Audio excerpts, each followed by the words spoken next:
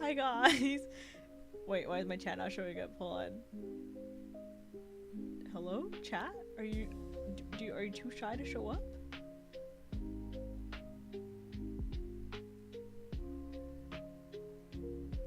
Hold on, let me see why my chat's not showing up on screen. Hi guys. You may be wondering. Oh, there it goes. Okay, thank God. You may be wondering why there's horns on my head.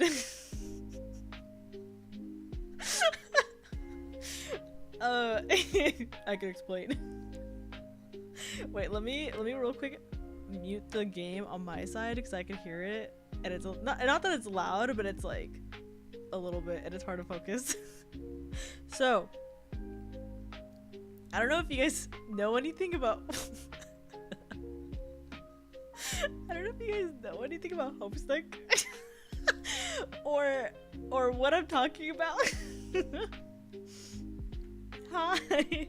Wait, Call of Mustard is going. What's Call of Mustard? Call of Mustard?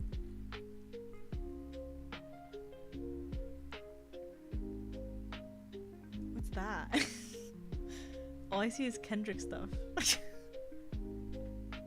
Well, anyways. Orca is now. Oh, yeah, I'm actually, I'm not gonna say that loud because I don't want people to clip it. But so, what does this suggest? So, it's just so embarrassing. I was so excited to go live. The moment I hit live, I'm like, but yes. So today, let me tell you guys a little bit, just a tad bit, just a itsy bit, a little bit about Homestuck, right? So Homestuck is a webcomic that started in like when did it start? I think 2009, right? Homestuck start date? I think it started in 2009. Oh my god, it did. April 13th, 2009. One's watching a clip. No, trust me, I know for a fact I have some viewers that clip. It's specifically one viewer that I don't want to give more ammo to his arsenal. But oh my gosh, I started reading. What do you mean? I started reading. Oh geez, my cat scared me. But yeah, so the comic is from, sorry, my cat's in the way, 2009, and basically it's about 4 humans that started playing a game, and the game started the end of the world, and they eventually have to go off and start their own like world, planet type of thing.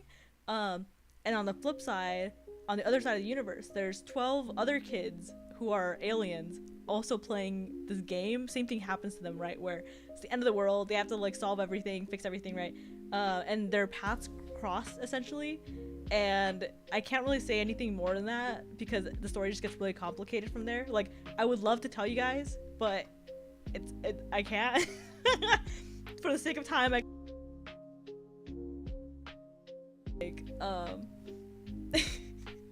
but yeah, so the story, the comic got really popular for a while. I think the fandom started to like quote unquote die officially by like 2000, I think 2017, I want to say was like the age it started like officially fizzing out. But a bunch of things kind of came after that. Like a game came after called Hiveswap, which we're not playing Hiveswap today, we're playing Hiveswap Friendsim today. And then after Hiveswap came out like a Homestuck Part 2 like comic that I haven't read because I heard it was really bad, so I haven't read it at all. And then yesterday they announced that they're making a pilot episode for Homestuck, made by I think VTuber, right, the creator of Has Been Hotel. And you know what, like I was so sure, like I kept watching, like I would watch Has Been Hotel with my friends, and I was like, I can't name it, I can't put my finger on it, but I know for a fact this creator is into Homestuck, and I like the people who would be into Has Been Hotel would also be into Homestuck. I just can't say how, like I just know how, you know. And I was so right. So when I saw that, I was like, oh my god. And then this like sleeper agent like thing clicked in me where I was like, I'm just so engrossed into this again. It takes a PhD to explain Homestuck. It really does. Like, it just gets so complicated. It's like there's some really major highlights, but then there's other parts where you're just like, you have to really start explaining from the beginning to like to have people understand what's going on. Honestly, I was dumb. Basically, our third. Anyways, complicated. Nothing's too complicated for people that know the entire FNAF timeline and lore. No, I'm not gonna lie. FNAF is very easy to keep up with if you compare it to Homestuck. at least the parts that I've kept up with FNAF. Because Homestuck, it starts getting complicated because there ends up being a lot of timelines that get like mixed up with each other. So like basically, I mean, I don't know, spoilers I guess, this comic's been out since like 2009, but basically like every character dies at least like 5 minimum, absolute bare minimum 5 times in the comic for different reasons, and they don't always explain like how the characters die. You just kind of happen upon like a character will reference like, oh yeah, when this person died, or you'll see like their corpse somewhere, right? But they won't go into depth of how they died. You just know. So like there's an official tally out there of someone who kept track of like every character death, and it just gets like, you know, like timeline average Zelda lore that I don't know Zelda lore, so maybe, to be honest, I can't argue against that one. But yeah, so today, because that little sleeper agent inside of me like woke up, we're playing at least the Friendsim. The Friendsim is a much more easy to digest like part of Homestuck, I would say. It's just super like, it's super simple. The whole plot of the game is you crash land onto an alien planet and you just want to make friends. You just want to go out and meet people, but they're aliens, right? So you kind of learn about them as you go, right? Hi Dion. to watch me befriend aliens, and then I'm not gonna lie, I spent so much time like drawing out my little fan troll Sona for the thumbnail. As an orca, what's your favorite food? Meat. All meat. But yeah, as a goblin, mine is Mountain Dew and blue Sour Patch. I feel like that would upset your stomach. I feel like but yeah, so they might have a couple references in the game that you might not totally understand. Clipping that you love me, okay? But yeah, so like I have a whole PowerPoint I can go into. I made a whole PowerPoint when I was like, I don't remember how old, in 2021 I made a PowerPoint to get people to read Homestuck, and it actually worked. That goes into all like the stuff for, you know, man, the Homestuck renaissance is gonna be real. It really is, bro. I was thinking about it and I'm like, oh my god, like not only will this get more like new people into reading Homestuck, but it's gonna get like also the old fans, and it's just gonna like, it's gonna, I don't know, I don't want to say like, oh my god, this is gonna go crazy, it's gonna be the next like big thing, right? Because I'm afraid to say that, but I have a inkling that like, oh, maybe it will, like, you know, maybe it's gonna be the next like, what's a toxic fandom right now? Like, it's gonna be the next like big toxic fandom. So I don't know, I'm excited but also a little scared, but it's interesting to hear official voices to go with the characters, because there's always been like fan voices, right? But now there's like actual people voicing the characters, so like no longer do I have to think of like my headcanon like John voice. I have like an official voice, you know. I think it's so crazy. Like, oh, I'm so happy but also a little scared at the same time. Maybe upset your stomach. Goblin, eat whatever the fuck they want, even trash. Howdy, what is a Homestuck? All I know is the troll cost, all the troll costs. Turkey, I think I've shown you. Have you seen my PowerPoint? I feel like I've shown you the PowerPoint for Homestuck before, and I might be wrong. People forget how ravenous the old head fandom was back then. It really was. The fandom was so crazy. Like Toby Fox. Yeah. Actually, I know Andrew Hussey, the creator of Homestuck, and Toby Fox were good friends, if I remember right.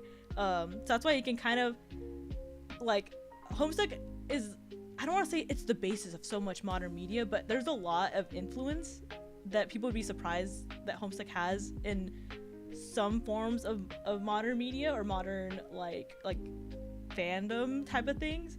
But no, yeah, like the fandom back then, like when I got into Homestuck, I think I was like 11 or something, and I remember like basically growing up with the fandom, and it was like vicious at some point. Like you couldn't say like I want Cardcat to get with Dave, because people would be like, well, I want John to get with Cardcat, you know, and then it'd go crazy for that. Or people, you'd have like people making their own fan trolls or like troll sodas, and people would be like, no, you can't do that because that's not canonical, you suck, this is ugly, go make your troll again, go make a new OC, you're Mary Sue.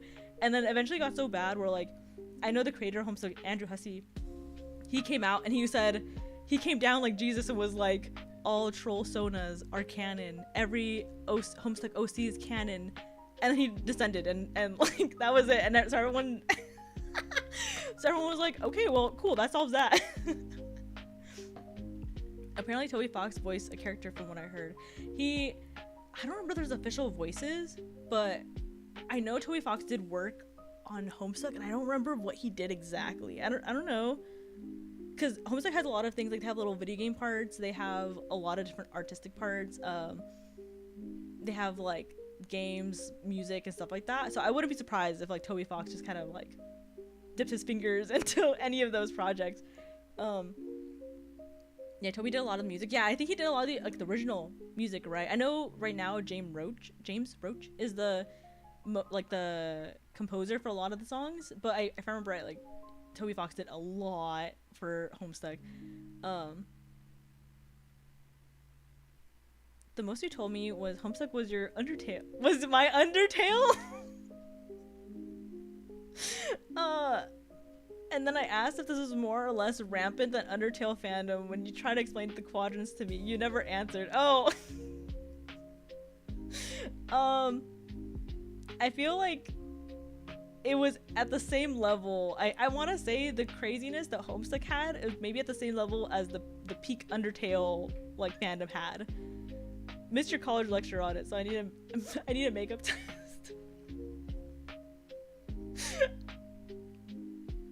I want to show it to you guys. I'm scared. I go in depth with it.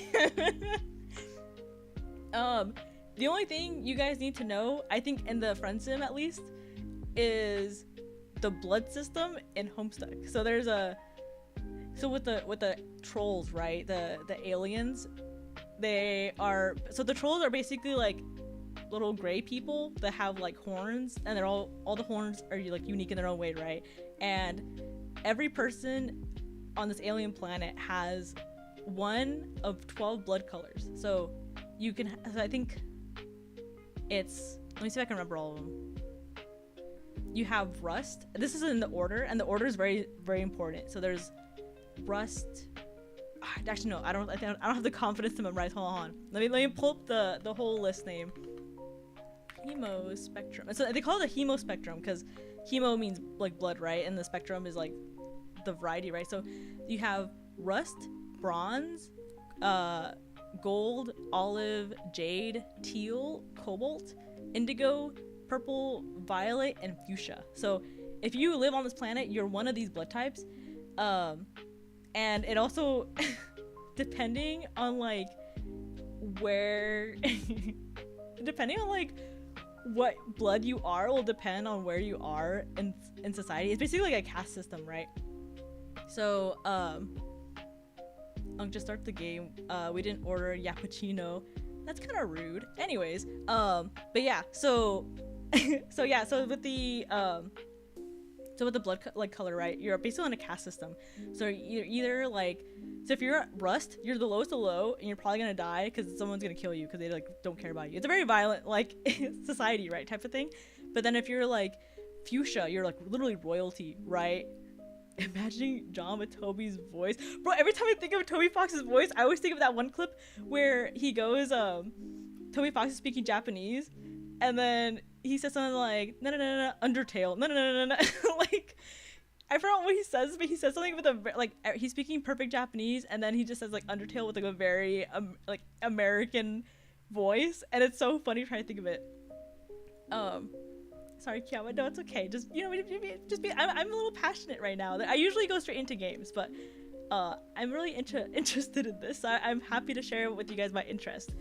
But yeah, so every character has like a blood like type in the caste system, and it depends on like where they are in society. So if you're like rust, bronze, or gold, you're kind of low. If you're like olive, jade, teal, and cobalt, you're like in the middle. You're like okay, kind of. If you're like indigo, purple, fuchsia, stuff like that, like you're super high class society. And it's super important. But as humans, we have red blood, and that's considered like a mutated blood type. So in that planet, you die. So that kind of it's a slightly important part, because the blood is a very important thing that like gets mentioned a lot in the game. I'm like getting on an animated pilot. I know, I'm so excited for it. My blood type is Mountain Dew. Toby voices John in the. Wait, does he like actually legitimately voice? Wait, hold on. I need to listen to the trailer. Oh, no. I'll do it later. I'm so excited. Oh my god, guys. Anyways,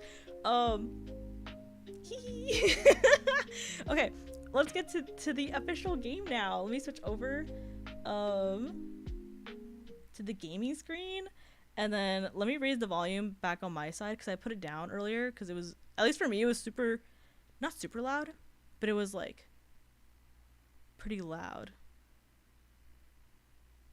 Why is everything ramped up on my side? It's showing me that everything's like maxed out. Oh, that should be fine.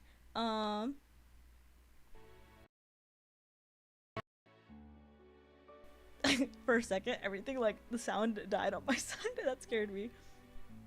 Let me change you guys, by the way. You guys are a little too in the corner on my screen. Let me just real quick nudge you guys like right there. Okay, that looks fine.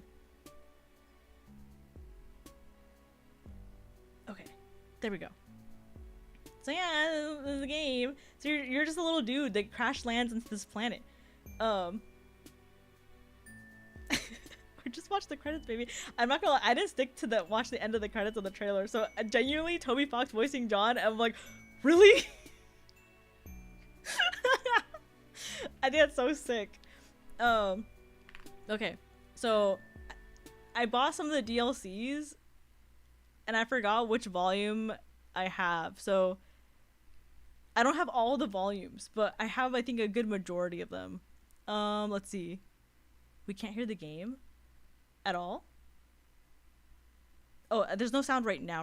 So let me see if it gets to a sound part, and then let me see if like that has anything to do with it. I'm hoping my cat didn't like mess up with anything in my sound, because she's like laying on this little thing I have. Okay, no, that's fine. Okay. Hopefully it should be fine. But yeah, okay. So we'll start with volume 1 to go in order. But basically every volume has a different character you can like become friends with. Is volume up so you can play the whole game? Wait, what do you mean play the whole game?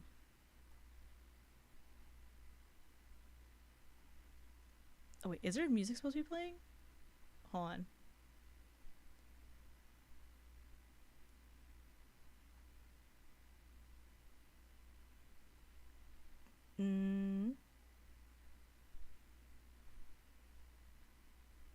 Did everything die on my end? Hold on.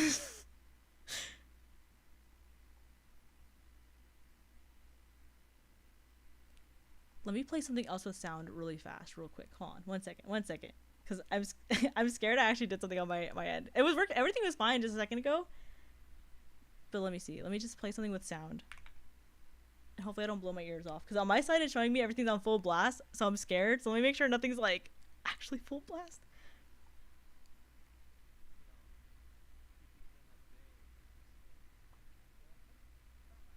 Okay, no, never mind. That's working fine.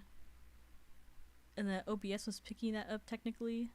At least it was showing me that it was picking it up. Okay, I think everything should be fine. I think it's just a quiet part of the game. I don't remember how much sound there is, but Orca Riz activated. Yeah, but is it still considered Riz if you're just like if you're just saying hi to them kind of thing. Um, honest question: what is a mate sprit? Is it like a spray? I just remember seeing that term a lot. And Lord English, I also don't know who that is. A mate sprit is wait, is that a quad? Hold on. Let me make sure. Okay. I was thinking if it was like a ghost or a quadrant because there's two things that are like very similar. So a mate sprit is basically like two people who are like, the easiest way to interpret it is like romantically in love. So if you're like person A and person B are in the quadrant mate sprit, that means they're like basically like in a relationship together. And then Lord English is like a big enemy in Homestuck. Though I always forget like what he did exactly in the comic, but he was basically like a really big like villain. Actually, is that presentation just a VOD I can do homework on? It's a VOD on the other account. And I'll let you find it on that. But okay. You are now completely alone in a strange world. Desperate for information, for provisions, and possibly a bit of medical attention. But most of all, you're desperate for friendship. They bang together. Yeah, they really do. Won't someone on this godforsaken rock be your buddy? Any weirdo will do. You're just not that picky. Hang on. What's this now? Is someone approaching? Okay. What which one do you guys want to start off on? We can either do this one or we can do this one.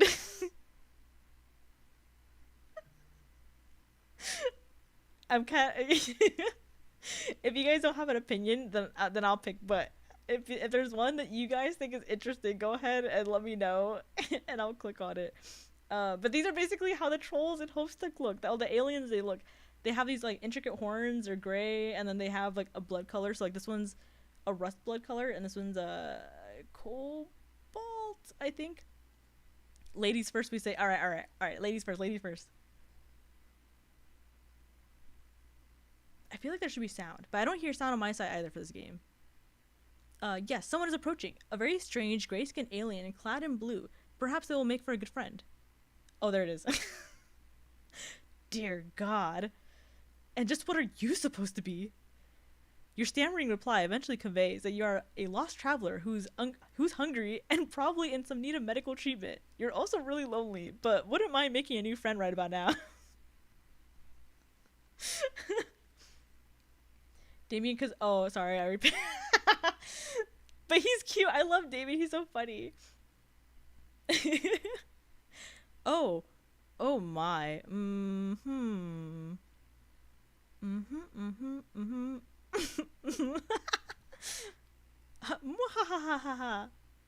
This bitch is fucking crazy. That's all I remember about her. Funny this is. How very droll you. You want to be my friend? It's too much. This thing at my doorstep, wishing to know me in any capacity. The hilarity somehow escapes my ability to capture with maniacal laughter. How rare. You apologize for your presumptuous request. You hang your head, turn around, and begin to walk away. And just what the fuck do you think you're doing? Who invited you to leave? You stop in your tracks, obediently, and turn to face her again. You're possibly, oh my god, I can't read. You're possibly, I don't know why I could not pronounce the B. Your possibly broken ribs are throbbing in pain, but this does not strike you as the right moment to exhibit weakness. It dawns on me that we have gotten off the wrong saunter pod. Oh, there's gonna be, this might be a lot of words that you guys might not understand, but it's supposed to be kind of that experience of like, these are aliens, so you don't fully understand what they're trying to tell you sometimes. Where are my manners? Ghastly behavior on my part. After all, it isn't your fault you seem to be some sort of hideous freak, is it? And such a tragic creature cannot be held responsible for such a devastating shortfall of social competence. I would weep for you, but really, except that crying out 3 eyes at once gets a bit messy. So instead, I think I'll be saving my tears for someone less offensively worthless. You aren't sure if she's inviting you inside or if she just got you to stay a little longer so she can just insult you more. Oh wait, oh my god, I just realized I don't have the music on. I hear the music. You guys, Where? I'm so sorry about that. Homestuck. Oh, wait, Gumin, do you know Homestuck? I'll be surprised if you do. She clearly has no friends and don't want to admit it. I know she's like Tundra, like I hate you. You're ugly, you're despicable, but also don't leave. I want you. You try to remain stoic while your confrontational new friend decides what to do with you. Unfortunately, you sniffle slightly. Oh. Oh my. Oh dear. You're sad. So amusing to me. Mildly entertaining even? Perhaps I'll decide later if it's endearing once I have more information. It's entirely possible I will retroactively decide it's disgusting. But for now, try put yourself at ease. You completely pitiful tool. If not, oh wait, yeah. You I can't read. You completely pitiful fool. Not one more sniffle. Do you understand? You nod while practicing exemplary control over your nose. You have gotten yourself so agitated. I wonder why. You have nothing to worry about from me. Of course, I will be your friend. Conditionally, I mean.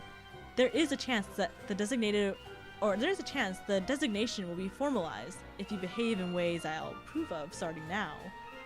Let's call it a friendship in progress. Agreed? Your heart swells. This is what you've been waiting for. A new friend! Oh gosh, all you have to do now is try not to fuck anything up at all. Possibly for many hours. Hi Fasa! Opens Deltarune, Dark Fountain, and the extra eyes really threw you for loop. Bro, I'm not gonna lie, there's some trolls, because they have like typing quirks. I'm so sure. You know how kids nowadays, wait, actually no, not kids nowadays, that sounds so old. What the fuck? You know how some people nowadays use what they call like quirks, typing quirks? You know, when they type with like letters and that like they'll replace the A with the 4 and so on and so forth. I'm like 99% sure that was taken from Homestuck because the characters do that in Homestuck. Like that is like a very, very like well-known thing about Homestuck. And so I'm pretty sure that's taken from them. I don't remember that this game like does all their typing quirks, but there's some people who like have typing quirks. Yo, conditional friendship is kind of based. Eats a lobotomy corporation nugget at Turkey. Oh, what now? She double blinked you. Yeah, she really is. She's like wink wonk, like with both of her eyes. Well, 2 of her 3 eyes, her triple eyes. Come into my hive. This way, after me. You look like you could use some nourishment. I don't know what it is that whatever you are eats generally, but it doesn't matter. You will eat whatever it's so hard to read. You will eat whatever it is I have on hand if I tell you to. How does that sound? How does it sound? It sounds good. I'll do whatever you say. It sounds fine, I guess. Alright, are we obedient? Or are we passive? I kind of want to be a little obedient. That sounds so old, bro. The kids nowadays fall on thinking, oh, what the hell? I think I'm gonna do the first one. It sounds good. I'll do whatever you say. Obviously, it sounds good. You'll definitely enjoy it. You will enjoy everything I provide you with and tell you to do. I can't imagine any sort of negativity or disagreement coming from one of my friends. I will assume that we share this philosophy. When it comes to friendship, you say, oh yes, absolutely. You're not as enthusiastic as you can without aggravating your broken ribs.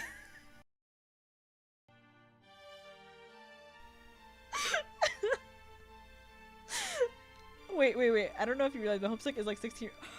Oh my god, no it's not. Don't say that. It's not 16 years old. It's old enough to drive. Don't say that. Don't say that.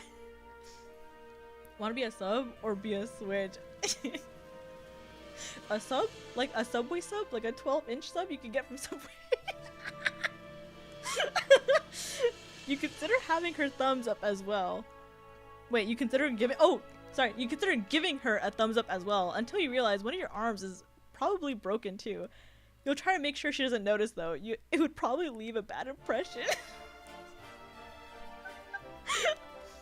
Come with me. There's something I need you to help with. You follow her into her hive. It's a bit gloomy in here. You suppose she's going to fix you something to eat soon, as promised? You pass through your kitchen and out the other side to another room. Okay, you guess dinner can wait. This way, try not to let any of your broken limbs slow you down. A good friend wouldn't allow such trifling physical ailments cause me any inconvenience. Oh, so you guess she doesn't know you're injured? Fair enough. You hobble a little faster through another door into a much darker room, and now down a flight of stairs? It's hard to see. There are torches along the wall ahead. A monstrous noise rumbles below. Don't mind her, she's just hungry. She's always hungry though. What's that? You're hungry too? I have not forgotten. What sort of piece of shit friend do you take me for? You didn't remind her that you're hungry, you thought it though. Can she read your mind? You hope not. That's gonna make this friendship in progress a bit awkward. Also, she probably can. This blood color type of troll typically has the power to read minds or have some sort of mental manipulation. So she probably is actually reading our minds, like, actively. Here we are. This is where I think you'll be most useful to me as a friend. You look around with a sense of With a sense of relief. You see no signs of whatever hungry thing was grumbling down here. You're less relieved to see several other kids trapped in cages of various shapes and sizes. One of them makes eye contact with you. The boy is the same kind of alien as her, horns and all. He has a dark red symbol on his shirt. His expression seems to plead with you. He struggles to say, "Help." Your new friend looks unamused and twitches her finger. "Help, blow," he says. Help blow, by which means hello, of course. Looks like you're a new friend in progress chosen by the great beautiful Ardata. She's my savior, my reason for being. I'm nothing without her. I'd hollow myself out and let her make a nest inside of me if she'd permit it. You turn away from this boy. You don't want to hear anything he has to say ever again.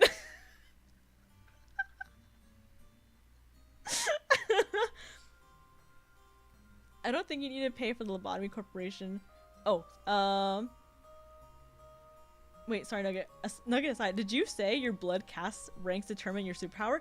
It kind of does, to be honest. So the lower you are, so funny enough, the lower you are on the caste system, the more likely you are to have some really OP power. And there's specific type of powers associated with specific bloods. Like for example, if you're a gold blood, you'll have more like psionic type of powers. If you're a rust, you tend to have like powers leaning towards like the dead, like speaking to the dead, seeing them, stuff like that, so on and so forth. Cobalt is a little special where they're higher up, but they have like the ability to typically have mind powers. And then yeah, like basically the higher up you go, the less likely you are to have any sort of power or any sort of like OP power. You just have more power in society. So that's like one thing that you know, it kind of like outbalances a little bit, but it's more that thing of like, we make like the upper people will make the smaller people fear for their lives so they never rebel. And there's a bunch of things in the comic about that. He is dead. Yeah, I don't know if we're getting out of this one. Don't mind him. He's always regarded himself as a comedian. Come over here. This is what I need your help with, if you're going to have any value to me as a friend. You're led to a dank corner of this, well, you're going to call it like you see it. This dungeon. Your new friend has a dungeon full of sad, suffering children, and presumably a monster lurking somewhere in here as well. It's not ideal. Then again, social beggars like you can't be choosers. I've been having an awful time with it. You can do it for me. It will save me time. You look at the thing in question. You doubt she's been having an awful time with it. You doubt this because it's still in its box, looking completely untouched since it was brought down here. It's a box containing a table that looks ominously like it was designed to keep a person strapped to the surface. I will need you to assemble it. Yeah, I will assume that other required tools are contained within the box. You take the screwdriver with your non-broken arm. This isn't exactly what you had in mind. You don't know what you had in mind, really. A warm meal, a friendly banter, perhaps a sling for your arm and a remedial balm for your ribs? Still, you open the box without protest. Hold on. Before you start, this will make for excellent content. My fans will appreciate this. She sets up a video recording device on a tripod and points it at you. A video feed comes to life on several monitors behind you. You see in the one corner of a screen an unflattering angle of your torso hunched over the furniture box. Other rectangles contain shots of other kids in cages around the room. You suppose cameras are pointing at them too. You had no idea this friendship came with the perks of instant stardom. Now you may begin. I love her. She's so scary. Kiayama, be 100% with me. What the fuck is Homestuck about? Because you just described an X-Men plot.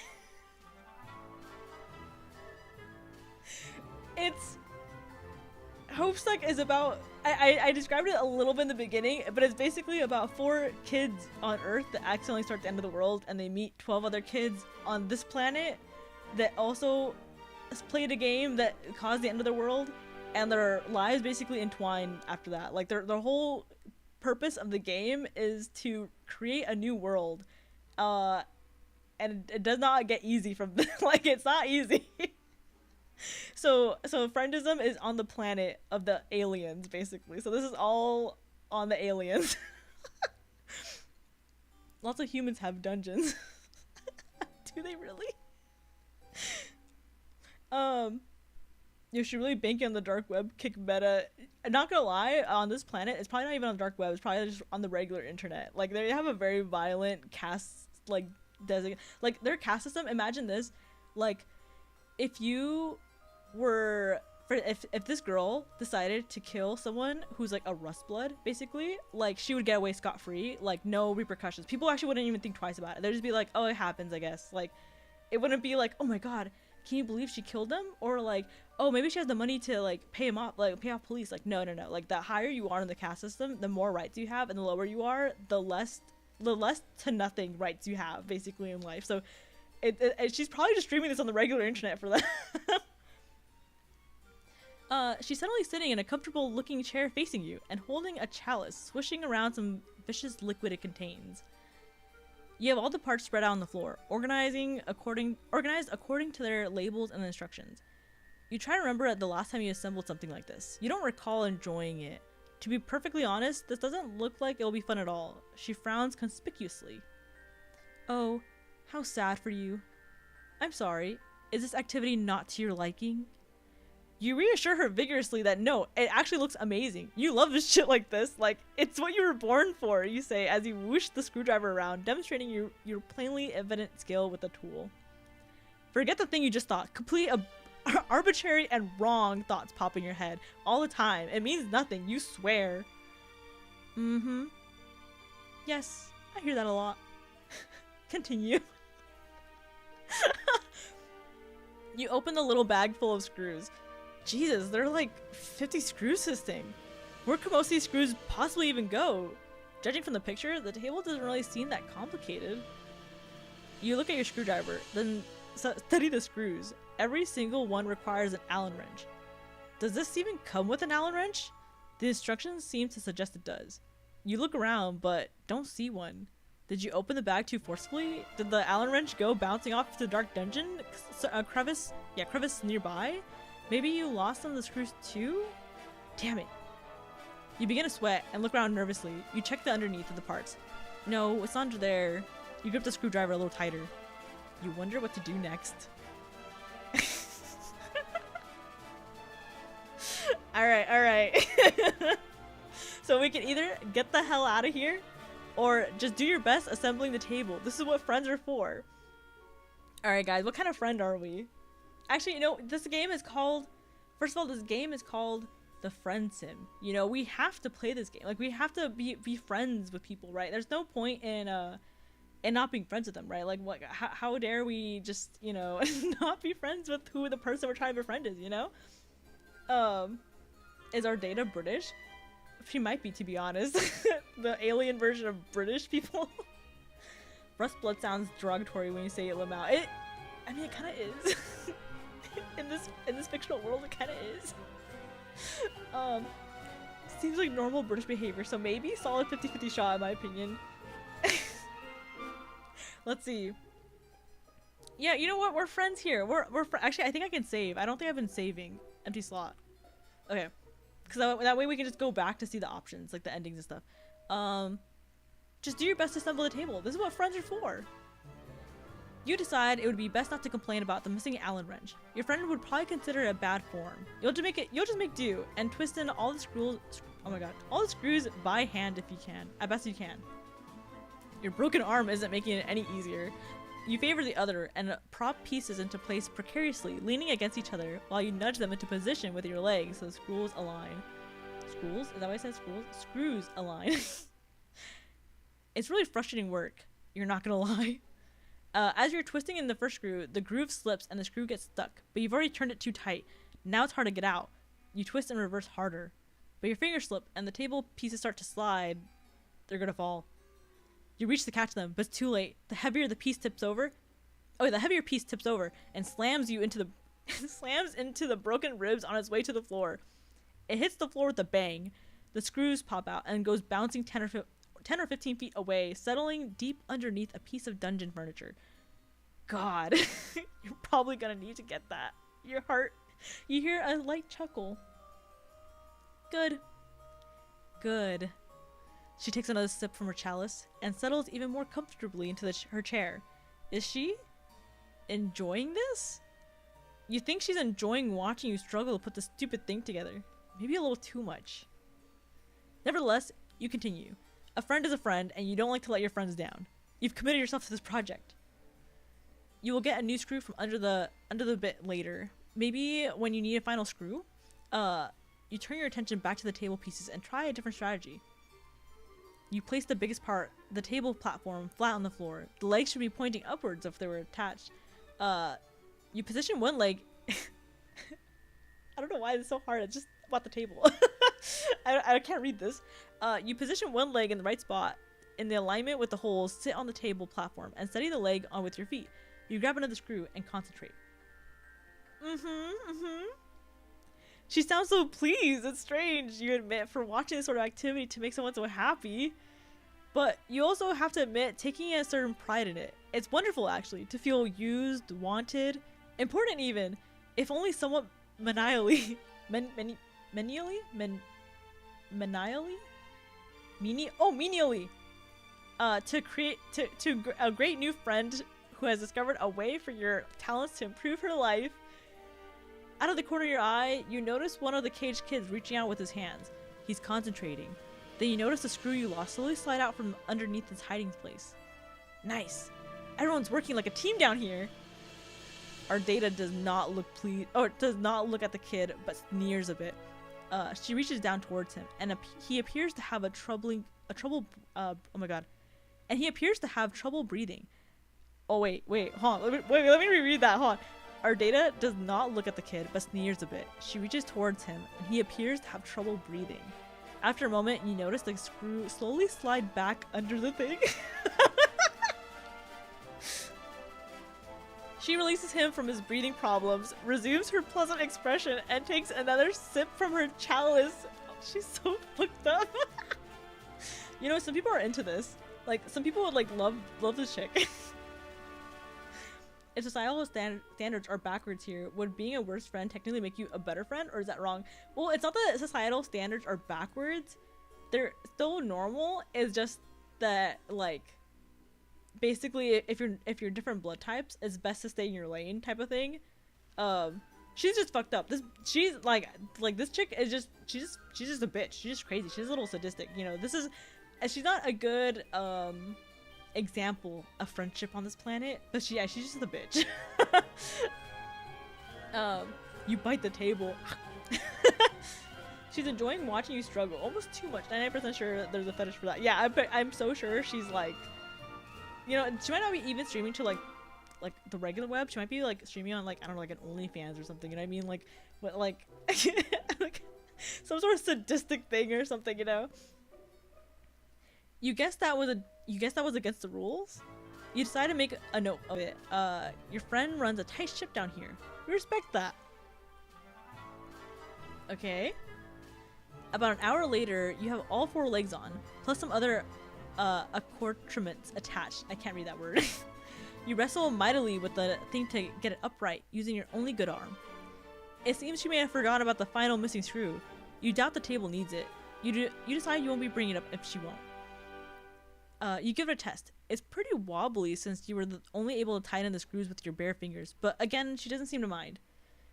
She reclines and has a look on her face which makes her appear absolutely enamored of your handiwork. She has finished her drink and the chalice is on the side table. Some awful looking thing crawls along the floor towards her. It looks like some sort of spider, the size of an average dog. Its abdomen is preposterously, oh my god, I can't fucking read it, preposterously large. Actually, you think it's a huge tick? That's what it looks like. It settles just in front of her. She puts her legs on top of it and crosses them, and settles under their weight and grumbles. Let's try it out, shall we? You shrug and sit down on the rather rickety table. You're about to lie down, but she interrupts you. No. You fool, you absolute fool. What do you think you're doing? That's not what I meant. Get up. You stand up, embarrassed. Again, without looking at the caged kid, she raises an arm towards him and beckons. He stares blankly and opens his own cage, which apparently wasn't locked. He shuffles vacantly over to your table and lies down onto its surface. She looks at you expectantly. You aren't sure what to do. Guys, what do you think is gonna happen? I'll let the orca tell you when you're older, Aubrey. Wait, Aubrey, if you're not. My mic cut off.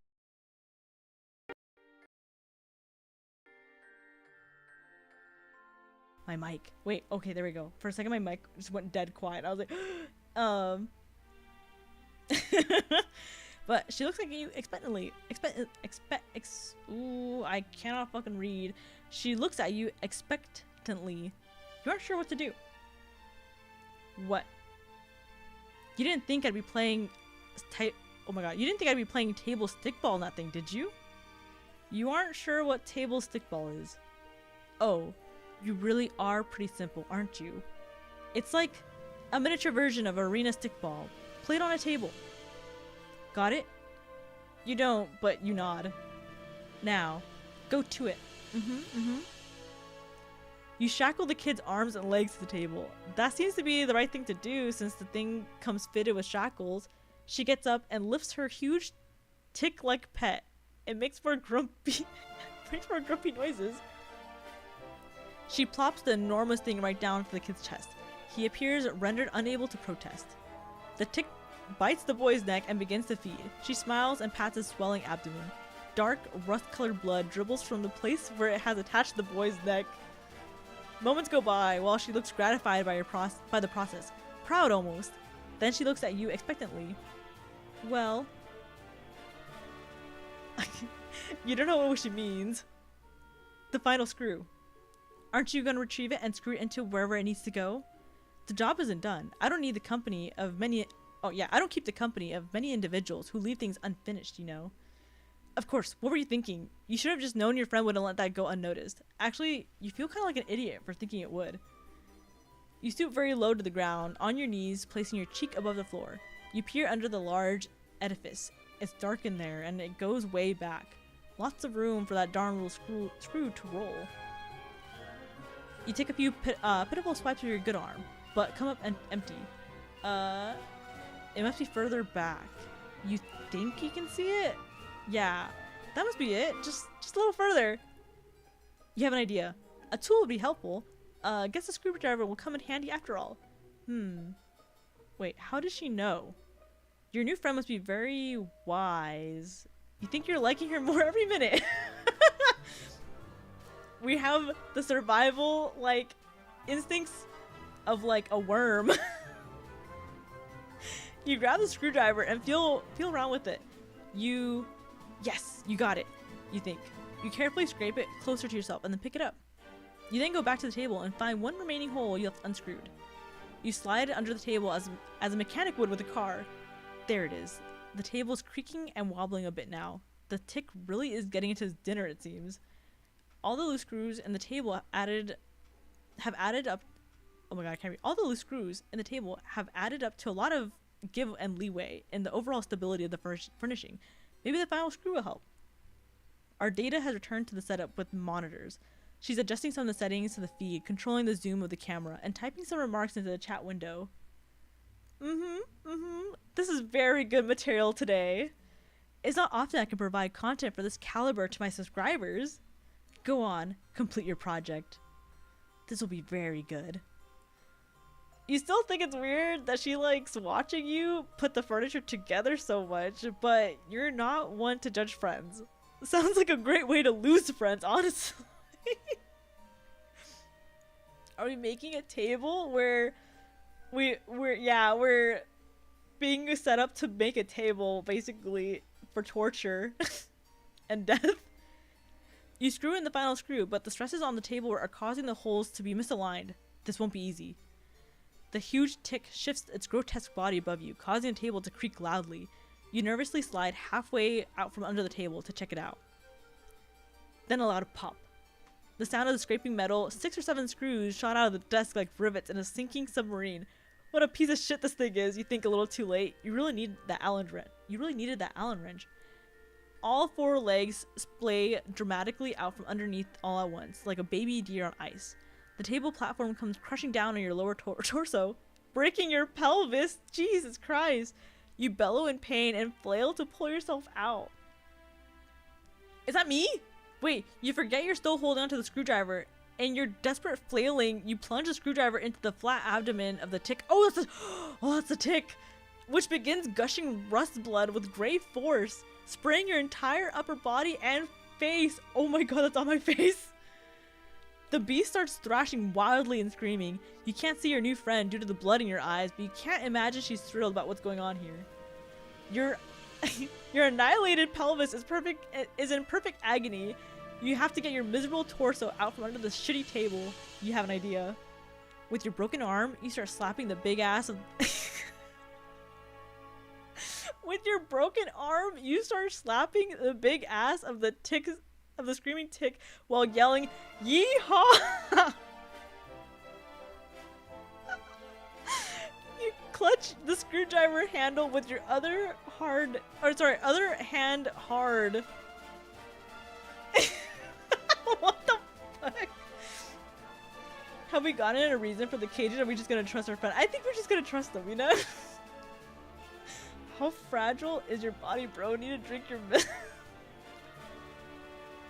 Well, I crash land, right? So my body's probably like on the brink of just like shriveling up and dying. The blood gushing monster starts kicking and rearing, then blasts off across the dungeon floor like a pig at a rodeo. You hold on for dear life, still blind, but your plan works. You've been pulled out from under the tomb you've spent the last hour constructing for yourself. Your pelvis is in ruins, but at least you're free now and riding in the wind. As you and the blood-spewing tick go tearing around the room, crashing into stuff, you hear a boy crying. You guess our data became distracted enough by her foolish display to seize her paralyzation method on him. Or maybe distracted is the wrong word. Maybe she's disappointed by your foolishness? Oh god, you might be blowing it right now. I think we got tetanus. We probably got worse than tetanus. I'm not gonna lie. The tick swerves suddenly and starts running up the stairs. Ow, ow, ow. Your brittle pelvis feels every step on the way up. It careens through the rest of the hive, crashing through the front door, and then comes to a sudden halt. You're catapulted violently over its backside and sail 50 yards through the air. You land on your ass and wipe the blood from your eyes. Okay, this is embarrassing, but everyone makes mistakes, right? You can still salvage this friendship. You know you can. You turn back to look at her hive. Our data is standing at her doorway with a furious look on her face. She's flipping you off. Oh. You will not be my friend. Rejection! Guys, we're rejected! Let's go! Let's go. I love how she looks there. She just... Oh, let me back up. Guys, we got rejected. Woo! Here, let me try to be her friend. Okay, we're at this part, right? Let me see if I can get the good ending. I forgot. Wait, is there a good ending? Because then there's this one. Was there not another option after this or before this, right?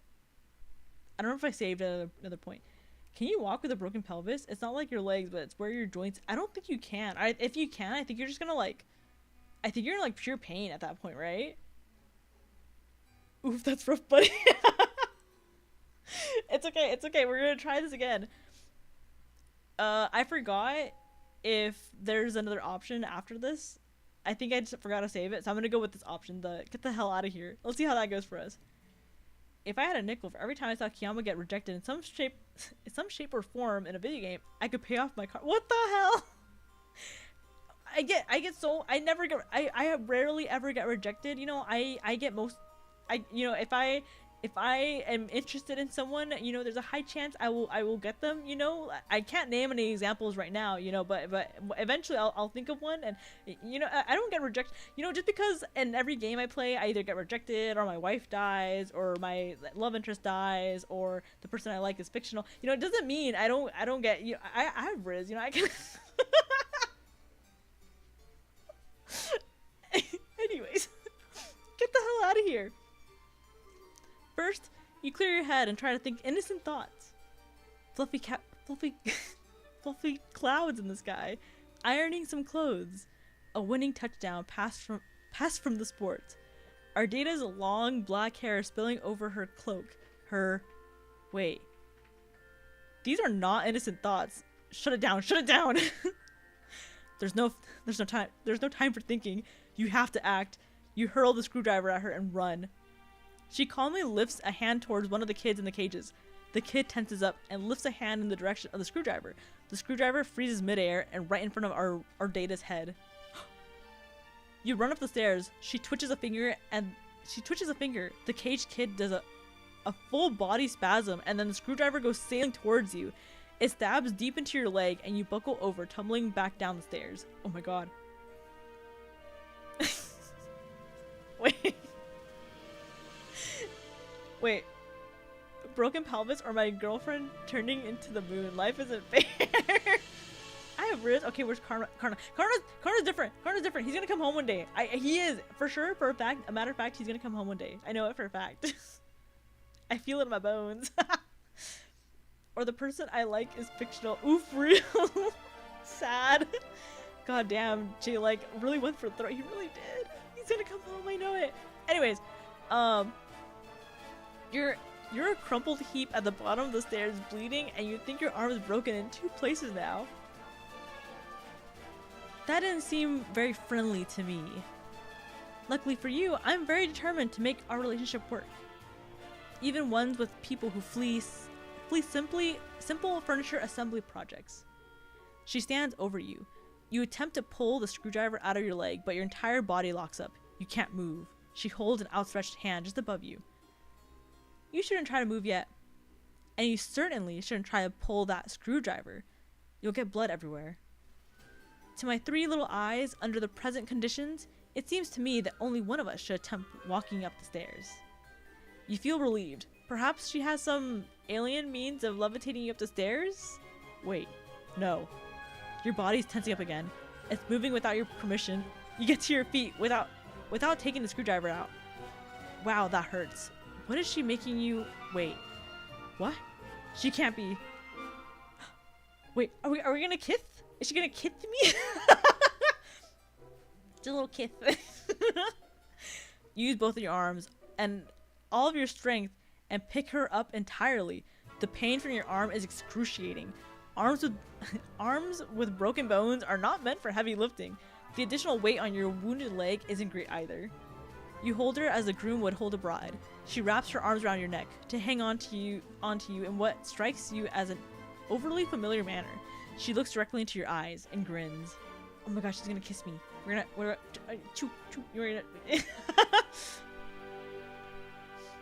This is better. Now, onward and upward, new friend. Mwahaha. What a bitch.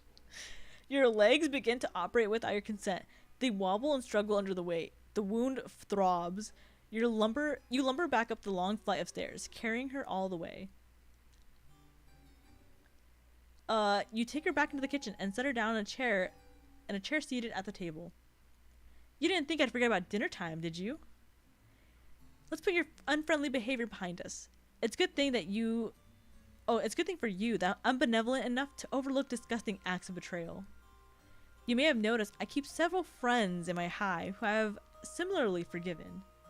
Consider the transgression blood beneath the abattoir. I don't know what that word is. You exhale. Now that she mentions it, yes, you are hungry. Maybe a warm meal will lift your spirits and get this heretofore turbulent relationship back to track. Maybe you'll even get a chance to pull the screwdriver out of your leg. You pull out a chair and attempt to sit down, but your legs lock up, and then you stand again. Apparently, this was not the right thing to do. Oh? But why are you sitting? There's cooking to be done. This bitch is gonna make me cook? I don't know how to cook. What the hell? You stagger mechanically over to the fridge and open it. You pull out a large hawk of some sort of alien mystery meat and put it on the counter. With your broken arm, you reach in anguish for a big, dangling meat cleaver. You chop the hawk, wincing with each swing of the cleaver. You place the sliced meat in a frying pan, sear it lightly, and serve it on a plate, very rare, just the way your new friend likes it. You didn't know that's the way she likes it, but you surmise this is what she prefers in a piece of meat, since technically she is the one just doing the cooking. You put it on the table in front of her, along with the fork and knife besides it. Your muscles relax, as you apparently are allowed to control your own body again. She does nothing except look at you with a pleased expression. You eye the meat in front of her, then the meat on the counter, and the chair on the other side of the table. What should you do? Prepare a plate for yourself? Is that what she wants you to do? Well, it looks like you're confused. Isn't it obvious what to do next under your own volition? A good friend would know what to do. In fact, I don't think a good friend would take nearly as long as to decide what the right thing to do next is. It actually seems to me that a very rude friend would hesitate for as long as you are hesitating. Perhaps someone who is not a friend at all? You begin to sweat again. Oh fuck. You clearly don't have much time to make up in your mind. If you wait for even a few seconds longer, you'll probably be guilty for being a bad friend. Maybe even a dreadful one. That's not the type of person you like to think yourself. Oh my god, that's not the type of person you like to think you are. What will you do?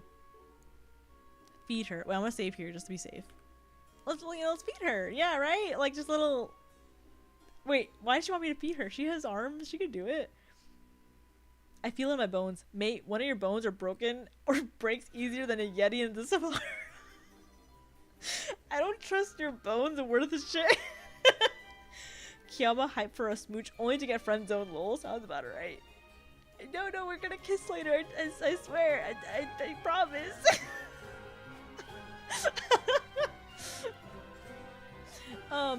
What will you do? So I'll feed her.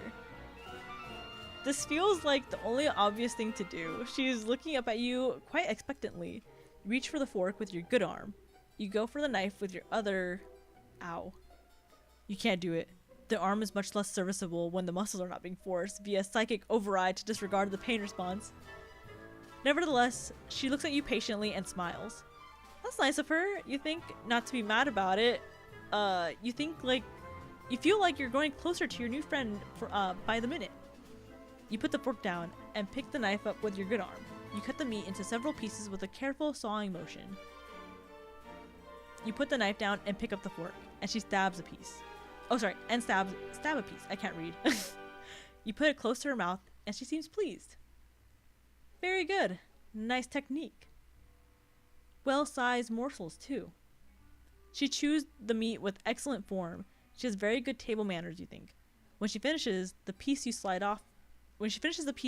you slide off some more and continue. The meat looks very good. Your mouth is watering, but she doesn't offer any. Oh well, when the time is right for you to eat too, you're sure she'll let you know. Right? The meal is finished. There are no more meat except for a few pieces of unchewable gristle, which you do not try to feed her. That would be thoughtless, very bad service. She reclines, and the sepals of her fingers look quite pleased with how the evening has gone so far. You aren't sure why she's laughing. Oh, it's a laugh? I thought she was going to score like, I didn't realize that was a chuckle. So you're like, did you do something funny?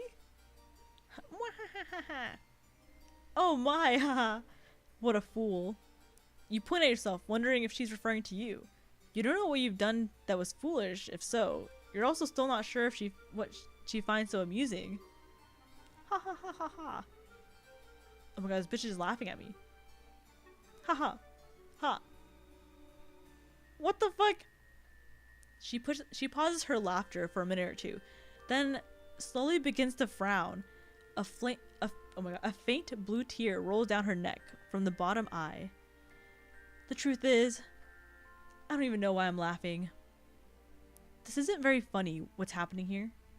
It was a good dinner, you did a good job, whoever you are. She puts her face in both of her hands and sobs quietly. You have no idea what to do about this. You stand there, still holding the fork, feeling a bit useless. There's a lot of pressure, you know.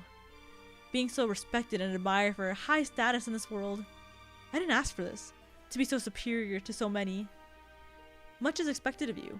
Much is presumed about what your personality will be before you even develop one. You work hard and build a brand based only on what you think people would assume you should be like.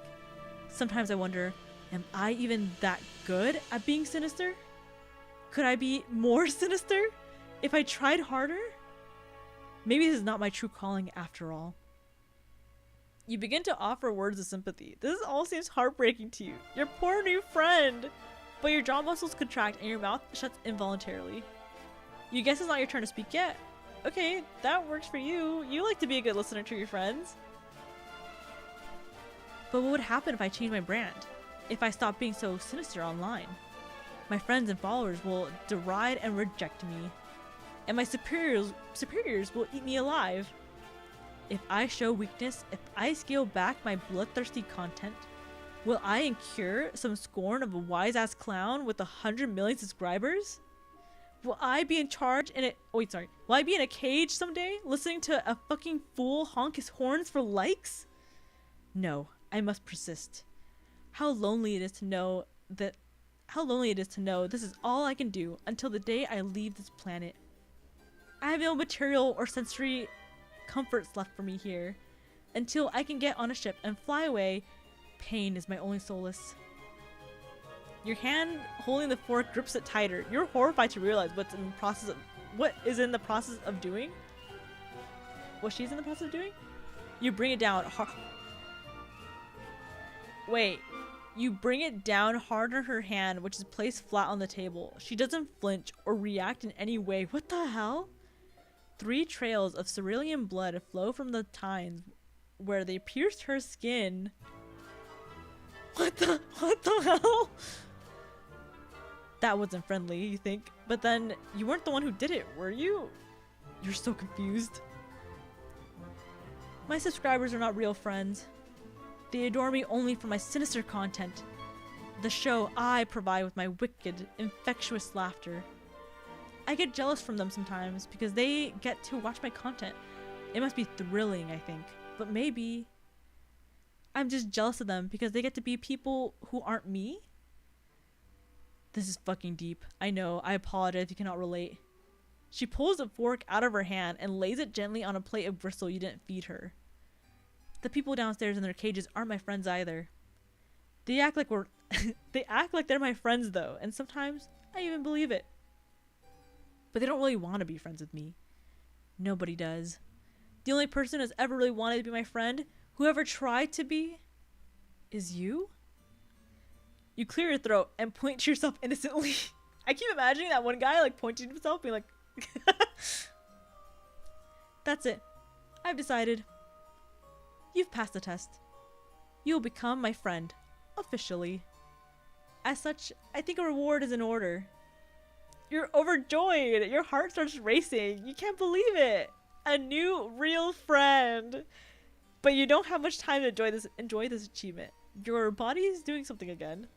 You bend down in a strained motion and pick up the plate and fork. You position the plate over your wide open mouth and scrape all the remaining gristle and begin chewing. It's virtually inedible. Your mouth humors the act of chewing for 2 seconds, then you swallow all of it whole in one painful gulp. Oh my god. Ugh. You think the top and bottom eye share tear ducts, so it's only comes out of the bottom? Or you think... I think all her eyes cry. Because she mentioned earlier saying that, like, if she cries, it gets messy. So I think all of her eyes cry. I think she might have control. Like, I think if you feel like you're gonna tear up, maybe she can control which eye starts tearing up. I think if she starts full on like sobbing, I think that all the eyes just go. Hey yo. I can't tell if this is a humble brag hidden behind sham tears or if it's Stockholm syndrome has finally set in. I think it's a little bit of both. I don't think she knows how to be like real. Like she might have these feelings of like, I'm so sad, but she might not know why she's being sad. She's just sad, and this is probably the easiest solution she has in her mind of like why she might be sad. Tastes like friendship. Oh my god, guys, the good ending. We're friends. We're biffles. Oh my gosh, she's fucking crying. we're biffles, guys. Best friends for life. Can we get some heals? I don't think I'm not gonna lie, Chief. I don't think we're healing here. I think we're just. I don't think she's gonna heal us anytime soon. All right. Woo! We did it. We got the What the hell am I looking at? Whoa, Yami. Maybe if you were here earlier in the stream, you would know that we're on a quest to make as many friends as possible. Okay? So how about you be whimsical and look for the power of friendship and stay for the rest of the stream. Let's go. Okay. Let's do the next one. What's his name? Damien, I think, right? I didn't read this first part. You have just crash landed on a planet called Alternia and staggered from the smoldering wreckage of your ship. And then I read the rest of it. I didn't read the first slide.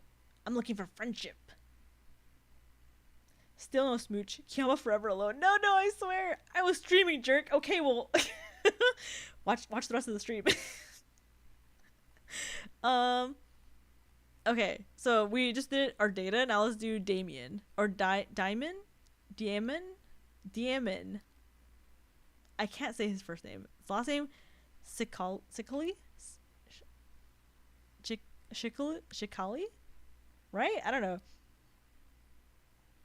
She's already failed once, Yami. The pass fail rate is 50-50, so an F.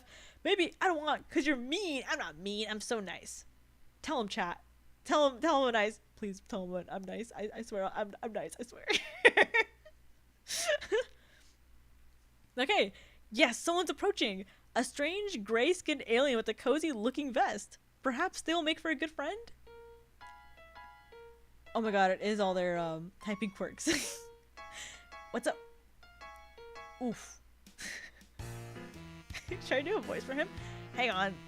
Wait, no, I don't know what voice would fit him. Like, would it be like a kind of voice, or would it be like a Chat, don't lie for her. You're better than that. I think Yami's right because Kiayama has no bitches. What the hell? I got bitches. No. I definitely have them. You just don't know about them. They go to a different school. Hang on, sorry. I didn't get a look at you before I started talking. I guess you're really weird looking. Wait, the audio on my side got really weird all of a sudden. Hold on, let me make sure everything's okay.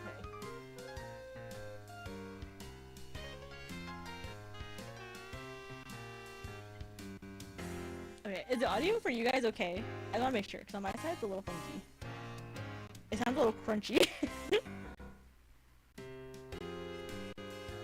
Audio is a bit crunchy. Let me troubleshoot something real quick. I'm gonna mute really fast.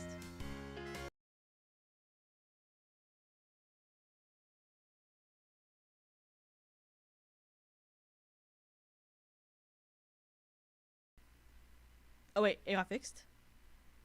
It's okay now? That was weird. I don't know what happened there.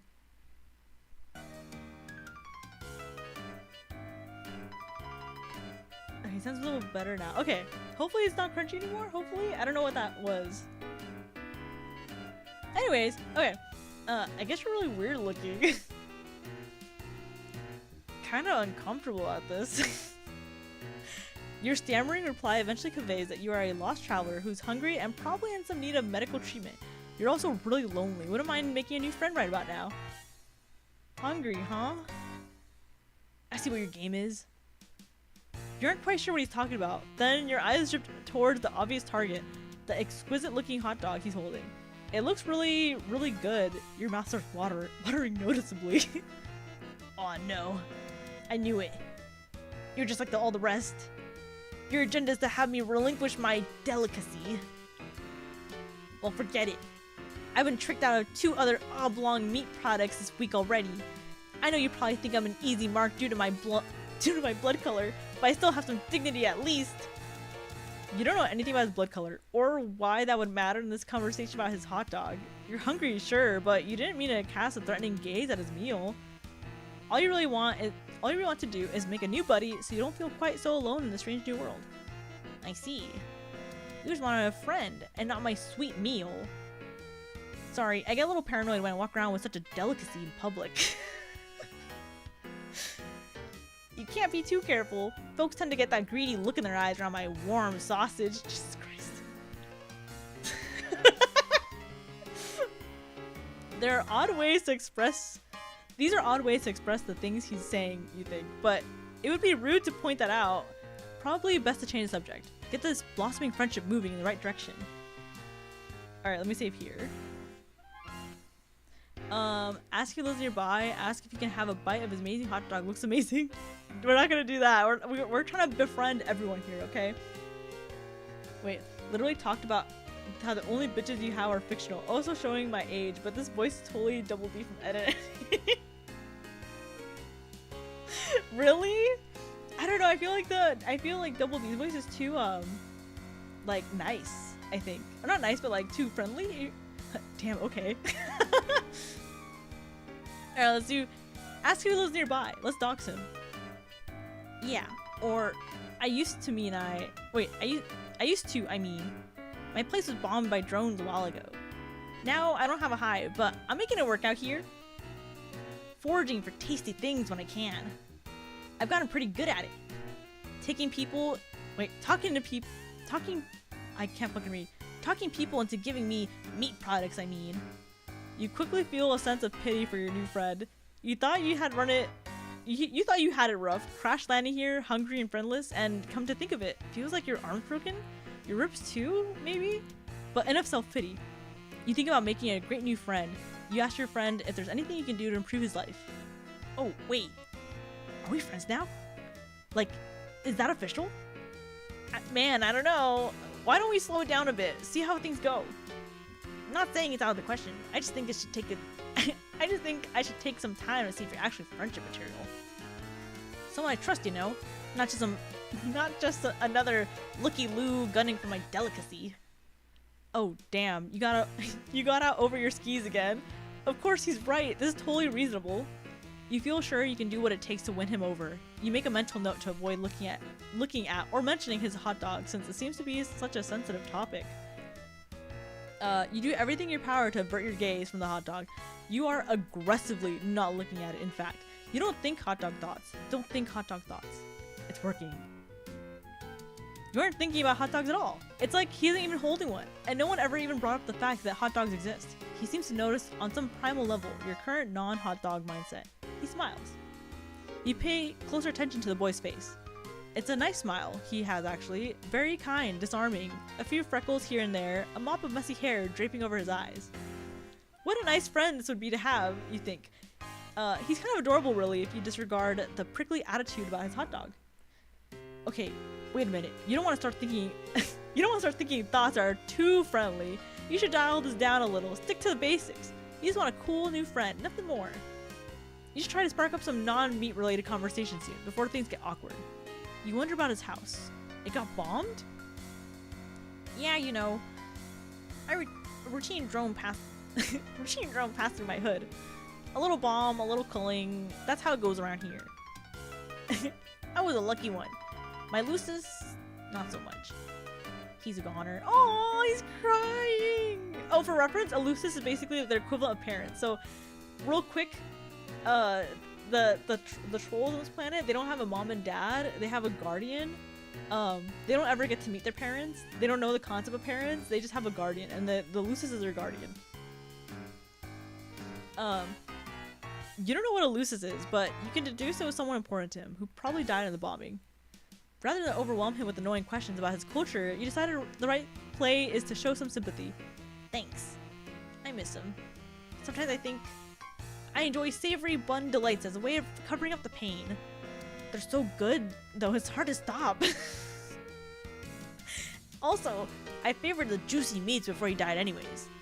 It's something we did together. Sniff. Yankee always stopped thinking about his hot dog. He's not for sale. What the hell? I don't want that piece of shit. How do we even start talking about my hot dog once more? Let's drop it. Please, dude, don't bring it up again. You didn't bring it up, but you don't want to correct him. The boy's clearly grieving. You see two faint tears roll down his cheeks from behind the messy bangs. Your heart can't take it. You have to console this homeless boy somehow. Then he'll definitely be your friend. But what to do? Alright, let me save here again. Give him a friendly pat on the back or give him a reassuring hug. Are we rushing our friendship if I give him a reassuring hug? Are hugs too familiar? Are they born like us or do they have like eggs? They're out of eggs. So basically, real quick, sex ed for trolls, right? Sex education for the trolls. So you have person A and person B who love each other very much. Actually, no, they probably don't even love it. To be honest, the relationship might be up in the air. But anyways, person A and person B, they do something and then it goes into a bucket. The genetic material goes into a bucket, right? And then a drone comes, like a government drone comes, picks up the bucket and takes it to the queen. I don't know what it's called, but it's basically like a queen bee type, like a queen ant. Like, you know how they like have a queen and they just like pop things in and out, you know? Kind of like that. And then it lays an egg, and then once the egg is laid, you know, comes out what they call it a wriggler. It's a little like caterpillar looking thing. And then after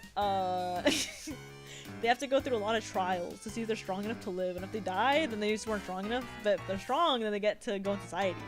And then, you know, once they go into society, they get a Lucis, which is like their guardian, and that's just how they live their life, basically. Friend is literally in the description. I want to hug this little bean. I know he's so poor little guy.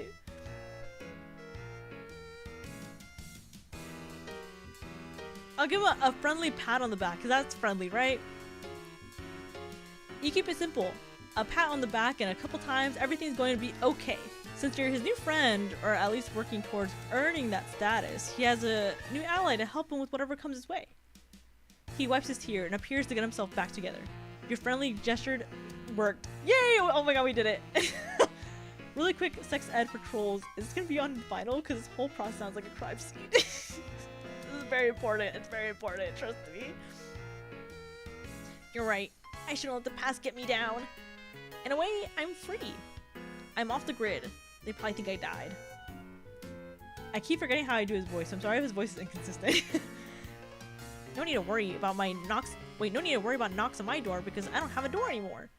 Maybe I can live off the land for the rest of my life, scrounging for scrumptious indulgence wherever I may find them, by rummaging through awful drums or smooth talking the right mark. Sounds like the life, honestly. I'll miss my Lucis, but I think he would be proud of me.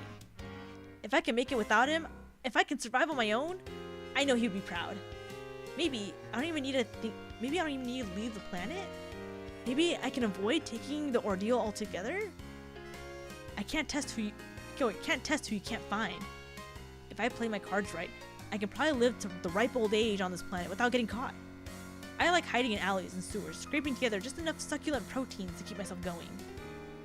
Honestly, I don't even need to get by that long, since I have a much shorter lifespan than most trolls. For a reference, he maybe lives, like, in human years, he might live to be like 30 or 40 or something. Like, he doesn't live very long. like his biological lifespan is very, very short. I feel like save scumming in order to pick the right answer to make them your friend sounds toxic. I'm not gonna lie. What do you mean? I thought of, just so we don't have to go through all the options, you know?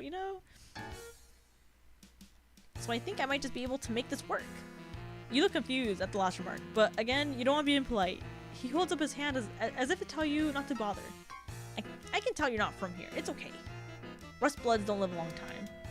Blood classes higher than me live progressively longer the higher up you go. Sea Dwellers live basically forever. It's kind of crazy and seems unfair, but that's how it is. I'd be jealous of them, but I think I'm not.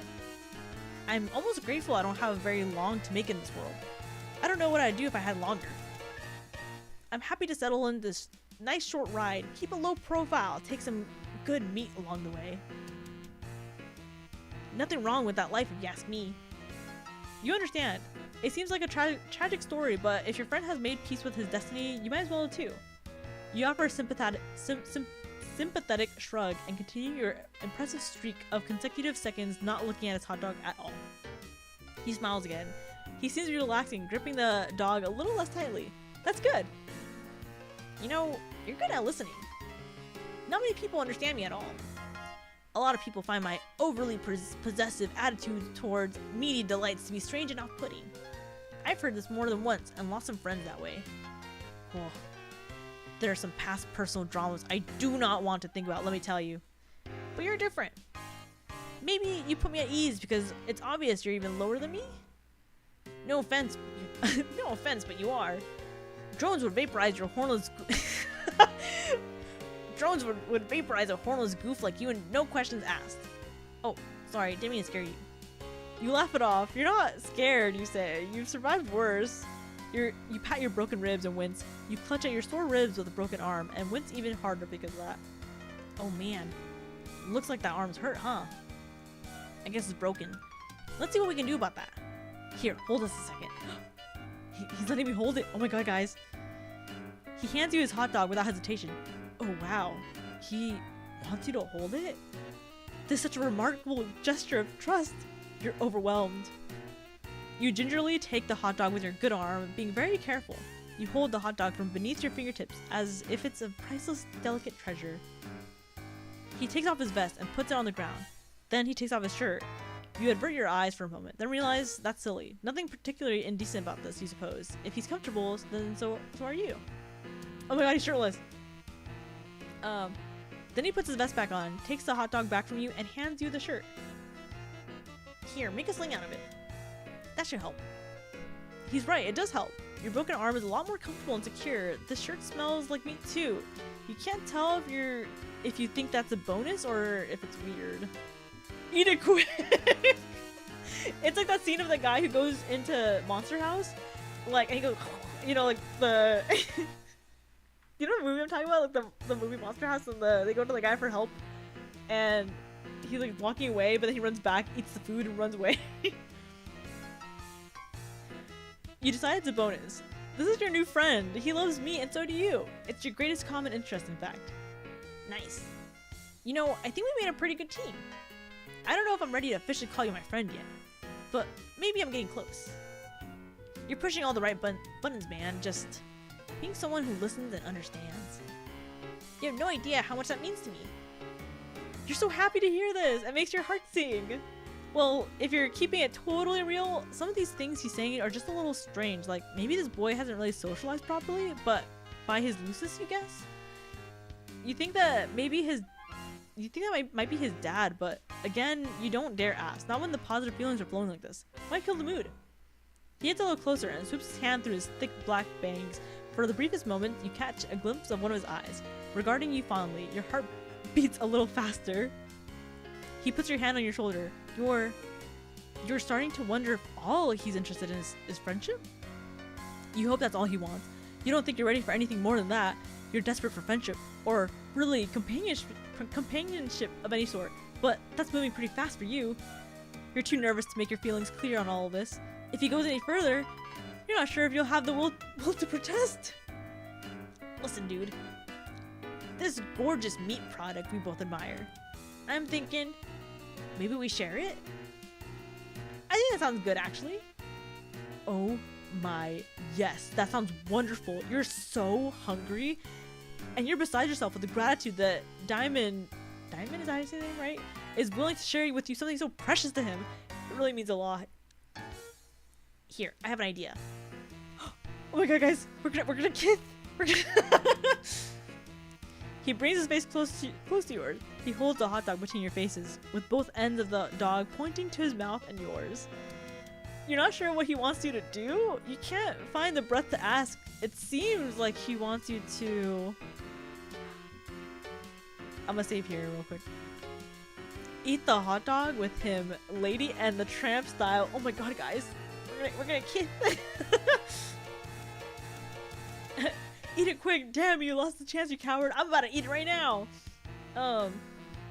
Love Monster House. It came out in 2006, by the way. Old. What the hell? I like how you're like, oh my god, I love Monster House. You're old, by the way. Did that movie really come out in 2006? I feel like it came out like later. Is it really 2006? Ooh, that's old. All right, let's eat it. Let's take a bite. Yes, if pressed on it, yes, if pressed on it, you'd agree the act is uncomfortably erotic, but you have to admit it is a good way to share a food item while ensuring it gets split about evenly. And you absolutely loathe the idea of letting a friend down. It's completely at odds with your values as a person. You chomp down at the end of the hot dog. Oh, my cat jumps on my desk right now. Holy shit, that's so good. You take another bite, and he times his bite perfectly. He's eerily good at this game. It's throwing you off. It's throwing off your chewing a little bit, which makes you cough a little when you swallow. But you don't feel like you can pause without breaking eating rhythm with him. Might be what a bad friend would do.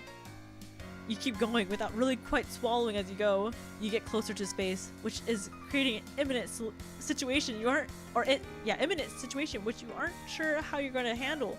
You haven't planned for it, and it's coming up fast. The hot dog backlogs collecting in your throat, and it's getting a bit too heavy, so you try to swallow, but you can't. You gag and cough up all the chewed hot dog matter explosively onto his face. He recoils, absolutely stunned. His bangs are blown back, and he's cut off for a second. Stares at you with wide eyes. Hot dog and bun bits are all over his face. He says nothing for a moment, then puts his hand over his throat. Oh fuck, he's choking. He points at his mouth desperately. You need to do something. The Heimlich, of course. That's what you need to do. You need to save your friend's life. You get behind him and put your good arm around his belly and form a fist. You plunge the fist under his ribs, trying to dislodge and masticate his masticated delicacy. It's no use. You can't get any leverage. You need another arm. It really hurts though. You'll have to make the sacrifice for your friend. Yes, a friend who may have just tried to trick you into kissing him with a silly hot dog stunt. You're not sure how you'll navigate that tricky subject once he's breathing again, but you'll deal with it later. Right now, you have a life to save. You pull your broken arm out of its sling and grab another fist from his belly and squeeze. You try and try and try. His face is turning, well, not blue, deep red? You guess because his blood is rose-colored? Sure, that makes sense. You yank one more time. Your broken arm is throbbing in pain. A huge gob of chewed hot dog launches out of his mouth like a cannonball, and the explosion creates enough force in the other direction it causes you to actually lift him up in the air, and you actually suplex him to the mud behind you. You in turn go tumbling over him, and the two of you are soon locked into an inseparable pinwheel of interspecies downhill mayhem. You roll and roll with the grassy incline towards the nearby neighborhood, towards the street. Luckily, you stop just short of the street, but Diamond's neck lands right on the sharp edge of the curb. And after flipping in the air once or twice, you come down right on his face with your big ass. You hear a crack. Diamond? You slap his cheek a little. No response. He's not breathing. You check his mouth. Throat is clear of hot dog debris. Oh god. This can't be happening. You look around, panic. This isn't what you need right now. All you wanted was a friend. You can't be held responsible for an alien murder. You have to hide the body. You see a couple kids creeping out of a nearby house and see what all the commotion is. There's no time. You gotta find a bush or something. There, over there. Looks like a little alien bushy thing. That's pretty small, but it'll have to do. You drag the vested shirtless carcass over to the bush.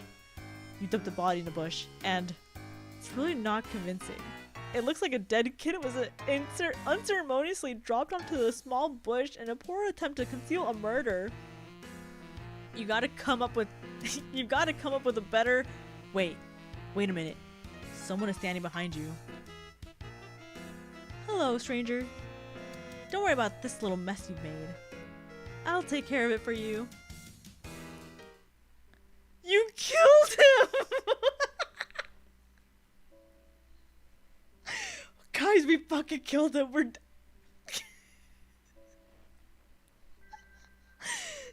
dead. I'm blaming you guys. It's your fault.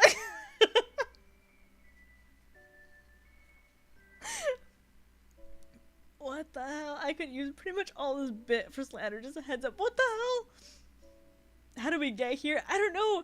I just wanted to share the hot dog with him, and then he started choking, and then he died. I don't know. You aren't really good at this making friends thing. Jesus Christ. Oh my god, he's fucking dead. Alright,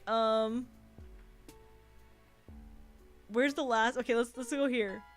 So, we're not gonna give him a friendly pat on the back.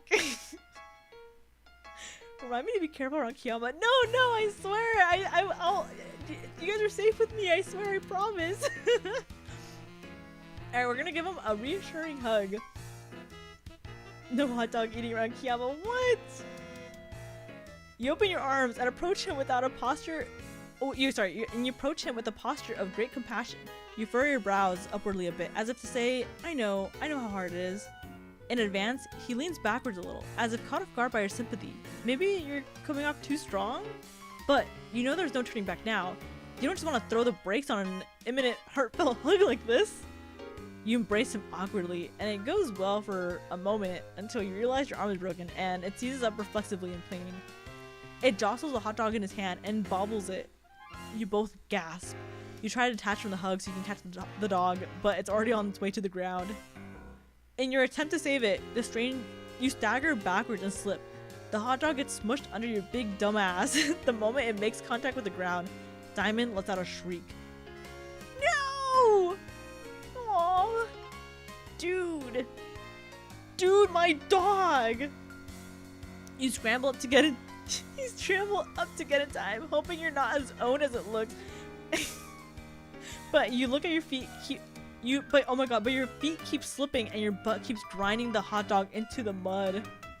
When the carnage finally subsides, you roll over and check it out. It's completely unsalvageable. Just a gross, meaty mud mash, like the hot dog never even existed. Diamond howls in agony and slumps backwards against a tree. Oh no, you fucked this up so bad. That's it, man. I've lost everything. I'm not sure what's the point of even living anymore. You're absolutely mortified by your clumsiness and foolishness. You have a feeling you'll be thinking about this moment for years to come, during those insecure moments when your mind seems to be looking for any excuse to make self cringe with the self-doubt and shame. Still, you can't help but feel this guy is being a little unreasonable. It's just one hot dog. There are plenty of more of those to come by for those who know where to look in this strange world.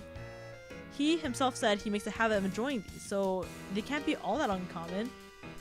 Maybe he just has an unusual psychological disorder surrounding a fixation on this particular food item? Yes, that could be it. Poor guy. Blaming us? You're the one who Frenched his throat. Frenched his throat and broke his neck after giving him a sausage and bread facial. What the hell? No, it's your fault. I'm blaming you. Kiayama, what'd you do to the hot dog? Nothing. Just don't look at it. This just means he needs your support as a friend all the more. You won't give up on your friends, or for that matter, people who you're just trying to desperately become friends with. That just isn't who you are as a person. You have an idea. You run it by him with a sense of optimism and salesmanship. The past is behind you. There's no need to wallow in its self-discrimination and guilt over the hot dog incident. Diamond perks up a little. You want me to get another hot dog? I forgot how I did his voice. Absolutely. It could be a fun adventure, you say. Something to bond over, to bring two new buddies closer together. Okay, you don't say that out loud, but you really hope it's true. I don't know. Could be a long shot. Sometimes. Sometimes it can be days before I am united with another plump tree. I lost his voice. I forgot how to do his voice. Listening with perspiration. There we go. Steaming, relaxing comfortably in a soft. Wait. Steaming, relaxing comfortably in a soft, melt in your mouth loaf. Damn. Now I really want a hot dog. I guess I don't have much of a choice but to take up your offer, do I? What do you have in mind? It's a good question. You haven't really made a plan yet, and frankly, you don't even know where to begin, but he's interested in spending more time with you, which is great, and the most important thing, you'll figure something out. You decide to display a confidence. Wait, oh, you decide a display of confidence is called for here. A real show of leadership to improve morale. You smile and hold your head up high and tell him to follow you. You know exactly what to do. Well, not really, but you give no indication of that at all. He's definitely intrigued. You got him hooked now, you think. He's probably wondering if he hit the pay dirt, finding a new friend with the hot dog hookup. Of course, you don't have the slightest idea where to find a hot dog, but you gotta admit, you're enjoying the feeling of being important and valued by a potential friend. You don't want to do anything underhanded, yet you can't help but feel like you should probably milk the social gambit for all it's worth. This way, you say, as you begin marching confidently in a random direction. He obediently follows and begins rubbing his tummy. You begin to feel nervous almost immediately. You have absolutely no idea how this is going to play out or if it stands any chance of resulting in a hot dog at the end of the journey. Oh well, you'll figure something out along the way. You lead him through the streets, winding through the yards of strange-looking houses, and he follows. He takes care to make sure you both are not seen, which could get you both in trouble apparently. The improvised surreptitious route appears to provoke his suspicion. Dude, are you sure you know where a dog is? It seems like maybe you're lost. Oh, absolutely. You're absolutely sure you know where to find one, you say. You're just throwing anyone off the trail who might have been following you. He nods solemnly, as if to make perfect sense. Phew. But you can't keep him guessing like this forever. You gotta do something. Take some bold action to keep his interest in this wiener quest. You say, this way, down here. This is a shortcut to the hot dog supply you're privy to. It's the motherlode. In the sewer? Yes, totally. It is a short trek through the sewer. Shouldn't be more than another hour or several of hour trudging. That is, if he still has the will to do what it takes to get his hands on more juicy dogs. Oh, hell yeah. You know it. After you, man. An hour later, you're so deep in the sewer, you've lost all bearings and sense of direction. You could be anywhere by now. You've taken so many crazy turns. Still, you don't let up for a second that you're lost. You've made each turn with decisive conviction. He's still following you, but now he's having trouble keeping up. He's out of breath and struggling with the foul smell. Can't say you're enjoying this much either, but you can't let on to the fact that what you're doing now is anything other than the most casual route for you. Like, you do this every day. Just a quick jaunt through the sewer to hit up the vast, mythical trove of meat products. Okay, when you put it that way, maybe this all sounds a bit insane. Still, you're in too deep to second guess yourself now. Hey, I gotta stop and rest. I can't lie, I'm starving for heavenly frankfurter. I don't know how to say that, but this might be too much for me. I don't think I'm cut out for this. You pause and look back. He's sitting down now, slumped against slumped against a filthy sewer wall. You're intensely relieved to see how many you just have won. Wait. You're intensely relieved to see you may have just won this impromptu game of a sewer hot dog chicken. But more importantly than that, this looks like an ideal time to show some sympathy and have a bonding moment with your would-be friend. I'm so manipulative. You sit next to him and with your broken arm, put a hand on his knee in a platonic but deeply understanding way. Your arm hurts when you do this, but it's worth it. Every little gesture counts when making a new friend. I kind of suck. My loose is gone, I don't have any skills, and most people think I'm weird for liking hot dogs so much. I'm probably just gonna get cold. I'm not good at going on adventures or doing anything hard. All I'm good at is finding my easy meal here and there, wherever I can get it. I like talking people out of their fine sausages using tricks or other ploys which end up losing me friends. It's like, it's been unthinkable that anyone would actually do anything nice for me or want me to have that sweet, sweet meat I desire. At least, I think it was unthinkable until now. Your heart begins to race. Could it be? Is this shitty improvised sewer escapade actually working? You can't believe it. Nobody's ever done so much or worked so hard to try to get my hands on another magnificent banger. Sorry for being emotional, but like, this is new for me? I don't know how to handle it. I'm just so grateful. I'd be thrilled to call you my friend, man. Whatever you are. You're overjoyed. Unbelievable. It's almost too good to be true. What now? It's such a sudden turn of good fortune. You hardly know what to do. Should you hug the guy? Last time that didn't go so well, but this time he's not holding a hot dog for you to clumsily defile, so maybe this is your moment? Wait. What's that? A deep rumbling sound begins to echo through the tunnels. Oh shit. They found us. It's a drone dude. I guess on like sewer duty? We gotta run. He gets up and grabs your hand and sprints. He's a lot faster than he looks when motivated to get moving. He turns this way and that as rumbling gets closer. But he slips on something and you both tumble into a river of perfect sludge. Bro! I can't swim, help! Your bad arm finds purchase on a ledge, and though it's very painful, you heroically salvage your friend from the muck with another arm. He coughs and gasps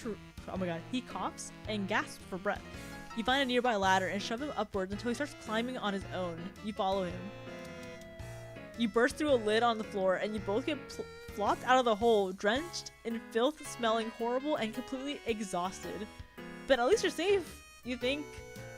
Hey man, I just want you to know, even though we didn't find the glorious treasure you were leading us to, I'm happy with how it all turned out. I mean, I don't need hot dogs in my life as much as I thought. Maybe that's not the real treasure after all. It's been a journey for me, let me tell you. I'm learning so much about myself, about life, because of you. His bushy hair is slicked back from his eyes. His bushy hair is slicked back from his eyes due to the sludge. He's giving you a penetrating, soulful gaze of presumably pure friendship? Or is it even deeper than that? Wow, this is, like, intense. Then something catches your eye. Just above him, something dangling. Lots of dangling things, actually. Come to think of it, it's really cold in here, freezing in fact.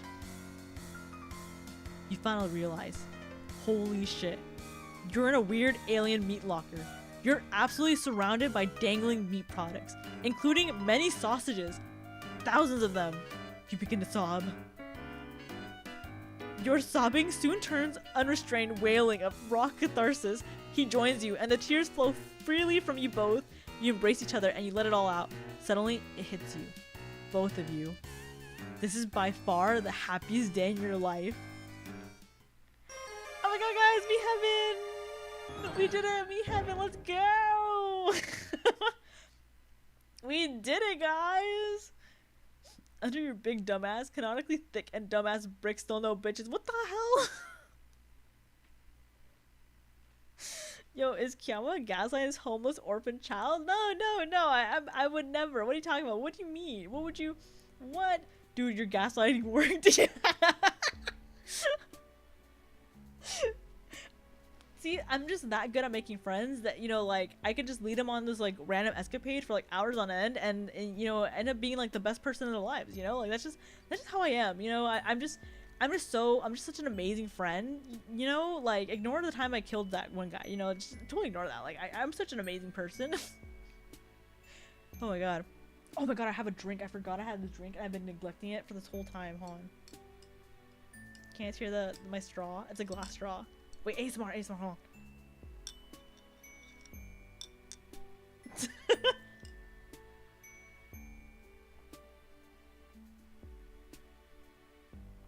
Okay, I took big sips, so then if I forget it again, hopefully it doesn't go bad.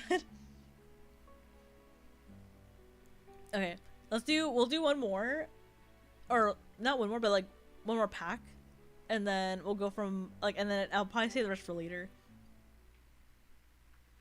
We'll do. Okay. I don't know. Should we go in order? I guess it's easiest to go in order, right? I don't have some of these. I have to buy some of these still. I know I don't have all of them. Oh gosh, she's a gaslighter and a narcissist. What? Nah, nah. What do you mean? Nah, no way. What? I would never. I'm such a kind and thoughtful and considerate and benevolent person. You just don't get it. You don't understand. Okay, we'll do volume 2. Okay, skip this beginning part and then all right. What do you guys what should we go first? Should we go with Amicia or should we go with Sarava? I think Sarava is the name. Should we go with the artistic one or should we go with this one? Eeny, meeny, miny, mo. Catch a tiger by the toe. If your mother lets you go. Eeny, meeny, miny, mo. And you are it. Did you know, fun fact, guys, at least the way I sing it, if you go eeny, meeny, miny, mo, you're always going to land on the opposite one you start on. So, like, for example, if I start with her, right, I go, eeny, meeny, miny, mo. Catch a tiger by the toe. If your mother lets you go. Eeny, meeny, miny, mo. Like, you're always going to end on the opposite one. So, every time I do eeny, meeny, miny, mo, I always know for a fact which one I'm going to land on. Ladies first last time, lads this time. They might both be girls, I think. I'm not gonna lie. But I'm assuming you mean this one, so we'll go with this one. Yes, a potential new friendship approaches. And they look... Wait, sorry. And they almost look as messed up as you are. Whoa, what the fuck, Lamau? You an alien? You nod enthusiastically. You sure hope your prospective new friend is comfortable with extraterrestrials. Things get pretty awkward otherwise. You should not be outside, Lamau. Freaks like you will get picked off by drones in like a hot second. No offense, Lamau. I like how she talks. You don't like the sound of being picked off by drones. That would really inhibit your companionship plans. So are you admitting you rig eeny meeny? No, I don't rig it. I just know like like at some point you pick up on like a pattern and you're kind of like, oh, okay, like you lose the whimsy of it.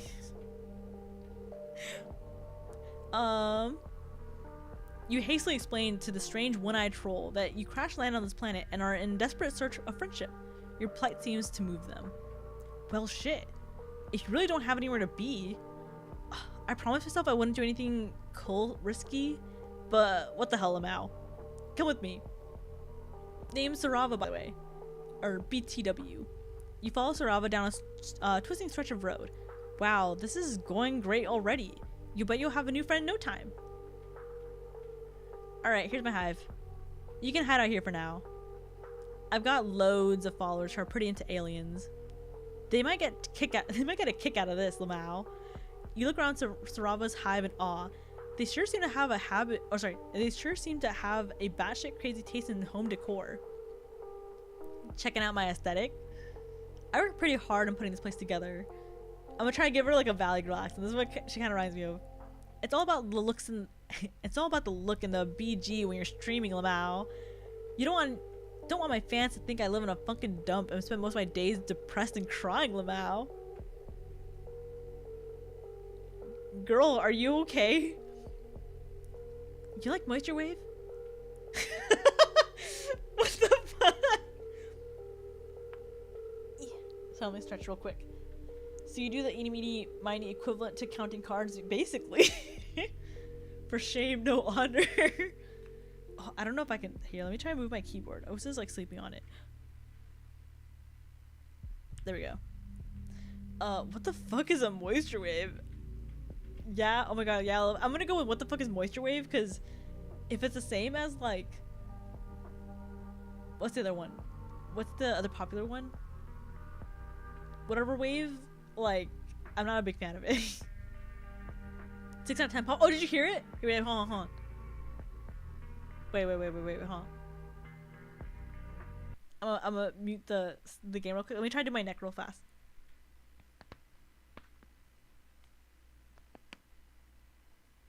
Did you hear that? That felt good, actually.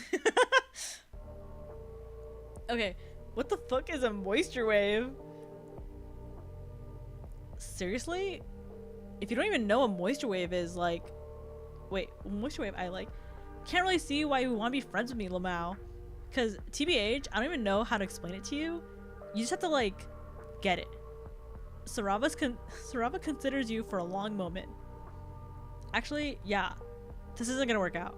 Get on my hive.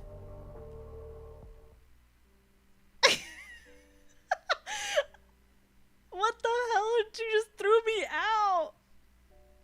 What the heck? Yo, 10 out of 10 chain pop noise. I need someone to make a compilation of like every time I've ever popped my bones in like stream. So that's just a bunch of bone popping ASMR. Well, damn. Okay, well, that was fast. All right. Well, let's go back to this one. Oh yeah, I love it. You have no idea what the hell moisture wave is, but you don't want to offend your new friend. You tell him you love it. Word. Actually, I'm streaming some chill beats as we speak. Check it. They gesture towards an extremely bulbous alien computer. On the screen is GrubTube channel. Lo-fi aesthetics, incubated beats.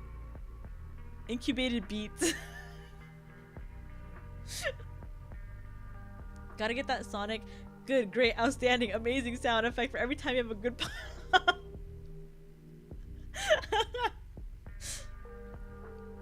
Let me see if I can crack my back too real. I don't think you guys can hear my back, but let me crack it real quick because it's like a little tense.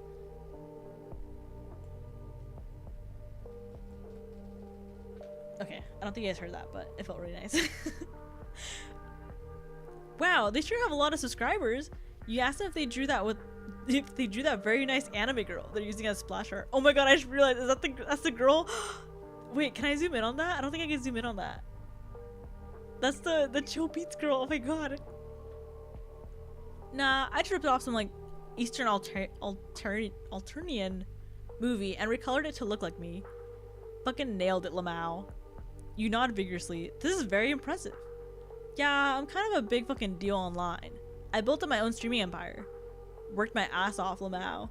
Nurse these beats to health from tragically ill sample loops. It's not all fun and games though. The life of a popular online guy. Oh, is this a guy actually? It's not a girl? I remember someone saying this is a girl. You can't even imagine the hardships I've gone through. Alright, well, too late. I already gave him a Valley Girl accent. A Valley Girl voice. All in the name of like lo-fi chill hop aesthetic moisture wave beats. Heard your chair. Did you really just hear the chair? 0 out of 10 Pop's chair made it sound like you ripped at. What the hell? No, it did not. You're fucking lying. Sarava looks into the middle distance pensively, their one eye filled with poignant emotion. You never knew the life of a streamer could be so vaguely filled with torment. You're moved to cry a single tear. Yeah, you get it. You're really vibing my emotional frequency, my dude. You know you gotta suffer for popularity. You nod enthusiastically. You don't think you've ever been particularly popular, but you're very good at suffering. This is going great. Sigh. I wish I could say more. Really get all emotionally vulnerable and share my tragic backstory. But ever since the incident, it's been so hard to trust new people, Lamau. You feel me? The incident? This feels so tantalizing. You just know that if you want to make a new friend, you're gonna have to get them to confess their deepest insecurities and embarrassing secrets to you. That's how friendship works. You place a sympathetic hand on Sarava's shoulder. You know what, my dude? You really want to be friends? Yes, you can't believe it, how pain-free and easy this experience has been. What a wonderful new friend you're about to make. You can practically feel the future bro embrace you to will surely share. They feel good. They feel right. Ha. Haha. You sure are eager. But like, if we're gonna be friends, we have got to work on your look. Your aesthetic is basically this is basically hot garbage right now, Lamau. My followers can't see me hanging out with a fucking rando like this. I'm sure you understand. You aren't quite sure you follow. What's wrong with your look? You've always thought you had a simplistic charm. a face you could put on a logo. You're not sure if you're ready to change up the tried and true classic for this newfangled teen. But you're so thirsty for Sarava's sweet friendship nectar, you need to taste it. You have to have it. With a friend like them, you could really go places. You could be someone. You could finally be down with the hip youth of today. You tell Sarava you're willing to try anything to get into the esteemed ranks of their friends list. Ever since the incident, everything's changed with the Fire Nation attack. Well, damn. Hold up. I've got an idea, Lamau. Follow me. Sarava leads you up the winding stairs of their hive. Lining the walls are pictures of Sarava in the strange poses in several different locations. They're surrounded by a few trolls you don't recognize in a similar silly fashions. Fellow members of the Moisture Wave community? Sigh. I really gotta take that shit down.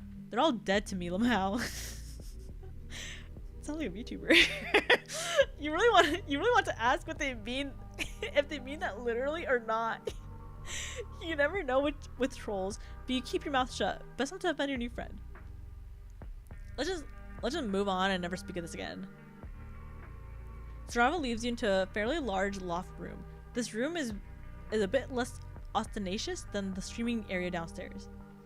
Well, here we are, Lamau. Welcome to my respite block. We're gonna get you hooked up, Lamau. If you're gonna be my new friend, you gotta look the part. For streaming and stuff, you know. Well, you have to make it a Chitter account too. It's good for my image to have friends, Lamau. The pickings have been pretty slim ever since the incident. On that ominous note, Sarava presses a button on the wall, and large doors open to reveal an expansive walk-in closet filled with colorful accessories and clothes. It looks like a regular batshit neon shirt apocalypse. Well, have at it. Unless you want me to help you pick out a look, Lamau. Let me save here. I guess I don't need to save these, right? I can just overwrite these saves. I'll just overwrite the saves.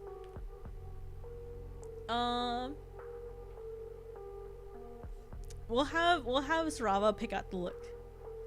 You admit you have no idea how to dress yourself. You really could use some expert advice from a teen. Oh shit. Cue the makeover sequence, bitch. I'm gonna make you look aesthetic as fuck, Lamau. You stand in the center of Sarava's closet for a good hour as they go back and forth between various fashion items. Man, this troll is really indecisive. You think you're gonna go blind from all the neon in there? Okay. I'm done, Lamau. That was surprisingly hard. You have a hard to dress body, Lamau. What the fuck was that supposed to mean? Just in general, you're kind of fucked up looking, TBH. It's chill though, because now you look fly as hell. You look at yourself in the mirror. Wow, radical, neato. Wait, is this the ending? Oh, it's not. Okay. Iconic. Now we just gotta get you set up on my social medias, and my dude. But first, selfie time, Lamau.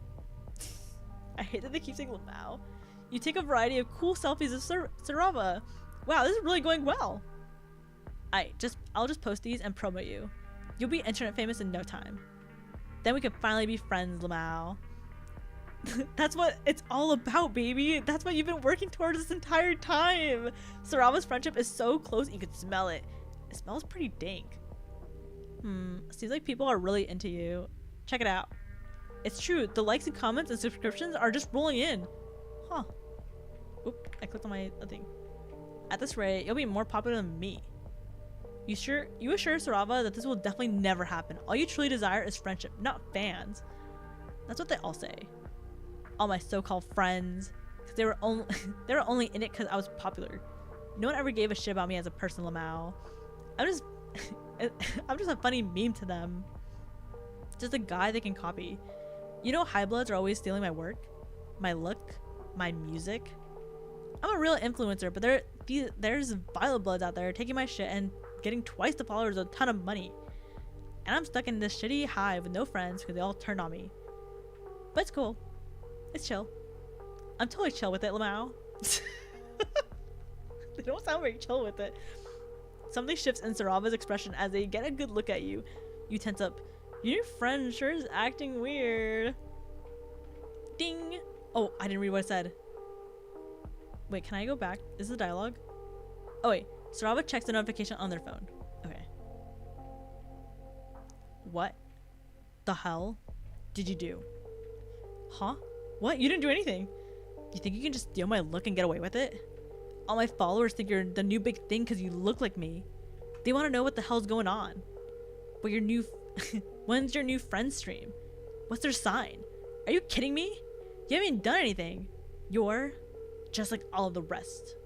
No, you don't want to be all like all the rest. You just want to be friends.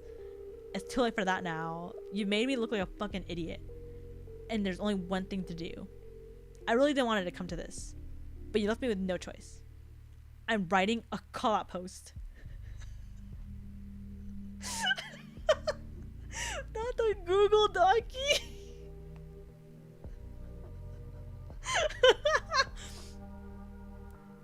No! Sarava types furiously on their device. You can't stand to look. This is the worst possible thing that could have happened. Now, no one will be your friend ever again. You'll be forced to live on the outskirts of society, a pariah. You can't even begin to imagine the things that Sarava was writing about you. You must have fucked up so many things in your life to lead you to this point. There's only one thing for you to do. You stagger downstairs, past all the portraits of Sarava's ex-friends. You wonder if they met the same horrible fate as you. Their grinning faces taunt you with slivers of friendship that could never be. You burst out the front door of Sarava's hive and make your way to a conveniently placed stump.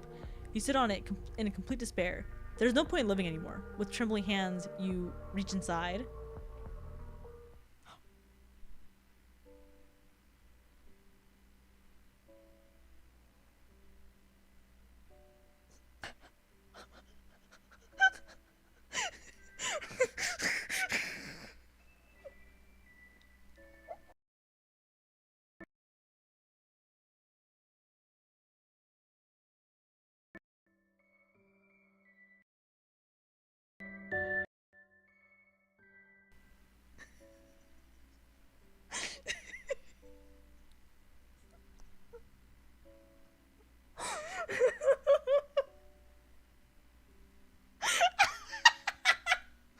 Oh my god, no. No.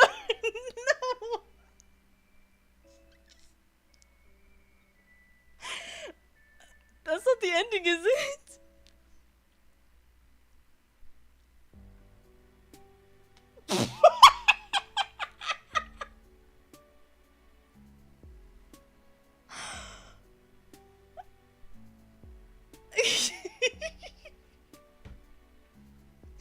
That wasn't fucking real. No way. No way. What the hell was that ending? What the hell? This is really brother you made me a sandwich moment.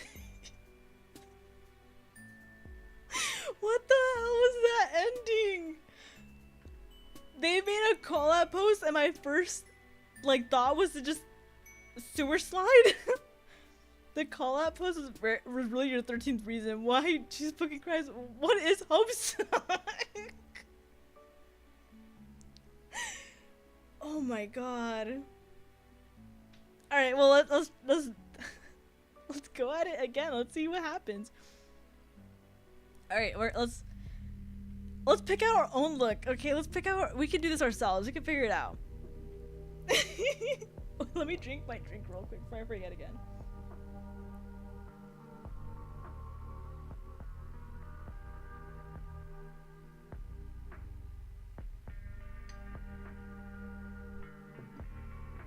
Okay.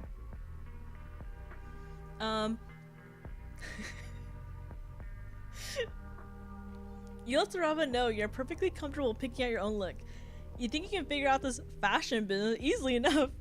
What could possibly go wrong? This is a child's play. Yeah, man. Fashion's all about like what you're feeling and also what's trending, but you know, we're the ones that wait. But you know, oh, I see. We're the ones that start the trends. You strike me as a real influencer, Lamau. Go for it, my dude. You enter the closet attentively. As soon as Sarava is out of sight, your stupid ego deflates like a farting balloon. You don't know the first thing about the hip youth alien fashion of today? This is gonna be an absolute shit show, you reckon. You're fully prepared to make an utter fool of yourself. You're a strong, independent player character who don't need no troll. Please, the call-out post is too much. I didn't realize that was an ending. Well, might as well get started. You pick a few accessories off the shelves at random. A bright pink hat? Sure. You tilt it jauntily to the side. You're pretty sure that's cool? Sunglasses? Definitely. That's a no-brainer. No cool guy would be caught dead without a sweet pair of shades. You select the most ostentatious pair available. You think you're getting a hang of this moisture wave aesthetic. You just have to look like the biggest tool possible. Several accessories later. Yes! Wow, radical, neato! Whoa! Oh. My fuck.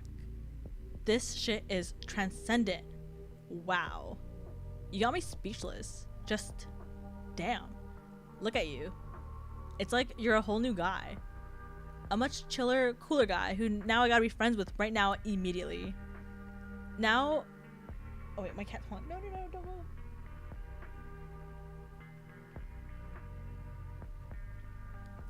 Clover, my fat cat, was about to like put her paw on the power button of my PC and I was like, please don't. Like, don't do that. Now all we gotta do is debut you to my hundreds and thousands of followers, Lamau. Oh my god, debut? Guys, we're gonna be debuting again. Do I have my lore? This is gonna be fucking great. Let's take some selfies. Your heart is soaring. You did it. You really did it. You're down with the kids. And now Sarava wants you to take the coveted selfies with you. This night couldn't be going any better. You may look like a complete asshole, but if you can win it, if you can win your but if it can win you popularity with a bunch of alien teenagers, then an asshole you will be. Selling out is amazing. Well, what are you waiting for? Get over here so we can take get over here so we can take some fees. You pose with Sarava for several selfies. They put their arm around you in a gesture of newly formed friendship. You're beaming with friend pride. Wait, I just realized they say they, so maybe they're gender neutral but non-binary? Okay, I see. Oh, hell yeah. These are turning out great. Damn. We're killing it. Now all we gotta do is post them. Sarava fiddles around with her phone for a while. You're so nervous. You've never been internet famous before. You hope the new fame won't change you too much. Or maybe you do hope it will change you? Change you to someone with a ton of friends. And the likes are rolling in. Oh yes. I live for this shit. Haha, this guy is asking if you want any of your quadrants filled. Oh, and this girl loves your shades. Damn, a lot of people are asking if you're single, Lamau. Don't go for it though. My followers are fucking freaks, dude. You aren't quite sure what filling a quadrant is. Sounds like some kind of fucked up alien ritual. But if it's anything like friendship, you're all for it. Welcome to my twisted internet fame, Lamau. Let's chill out and listen to some beats. You vape? I got a pretty juicy rig downstairs. Before you know it, you're sitting in Sarava's couch, watching them finagle with a horrifyingly elaborate vape ring that appears to be made out of some sort of living larvae. You don't want to know. Kiayama with the type to roll up the party with Heelys to go, hello fellow kids. Okay, well Heelys are cool, first of all. Have you seen that the GG cosplayer with the Heelys? You know, Heelys are sick. Don't judge the Heelys.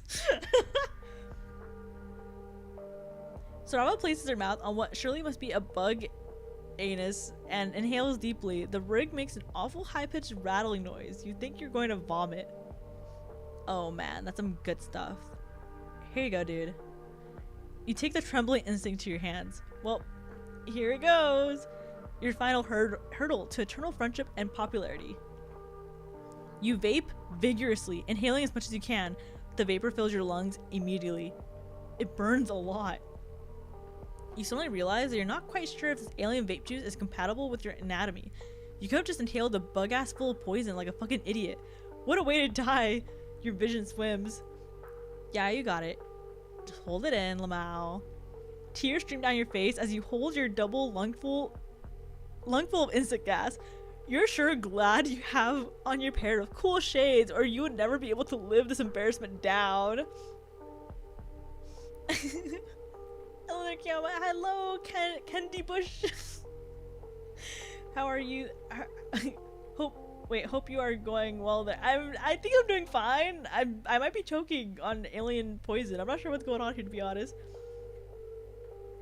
You're not sure how long you're supposed to do this? As long as it takes. You can exhale now. You cough and sputter the green vapor spewing from your mouth straight into Sarava's face. You did it. You lived. Ahaha. Oh man, that was sick. Your head feels light and woozy, and you giggle. What the hell? And you giggle. Haha, yeah. The two of you kick back and relax on the couch, and you stare up at the ceiling. Whoa, when did that huge wasp nest get there? Haha, crazy man. Sarava's music suddenly sounds a lot more interesting. Dude, today has been way chiller than I ever expected at Lamau. You're officially my best friend for life. Just promise you'll never betray me, Lamau. Oh my god, we're biffles, guys. We're finally biffles. You promise. This is incredible. You love your new friend. You watch as they effortlessly take another huge rip from their vape rig. I've been burned in the past, Lamau. It's not easy being popular online, especially as a low blood. I used to be such a fucking big shot. Got into a sassy fight with the high bloods on Chitter. Always had some shit to say, Lamau. Then she got out of control. I'm a psionic, so bitches started reporting me as way more powerful than I really am, Lamau. Trying to get me all enslaved and shit so I couldn't keep up with my streams. It's all jealousy, you know. My stupid ass friends all turned on me so they wouldn't be targeted next, Lamau. So I took matters into my own hands. Gouged out my fucking eye. It was sick as fuck. Can't use me as a battery, bitch. I still got a big following, but I don't really talk online anymore, Lamau. Better just stay under the radar and not piss people off. Just be chill. And if I don't get close to my followers, they can't try to use me. Of course, that just means I no longer have any goddamn friends, Lamau. Well, until you. Aw, you are truly moved. That was a special bond you have formed with your new friend, to have them open up to you about their darkest secrets. This is the most significant and transcendent moment you have ever experienced. The two of you share a beautiful and tender bromance, the likes of which will never be replicated in this known universe again for all time, forever. Probably. You don't even know. You're high as fuck right now. Oh my god, guys, we made a friend! Woo! For context, the part of like the mother saying like, oh, I don't want to be used as a battery, because so more a little bit about like the alien society is that so before in the past, like you could live as an adult in society, like you can live up your whole life being like, you know, baby, kid, adult, old, and then, you know, so on and so forth, right?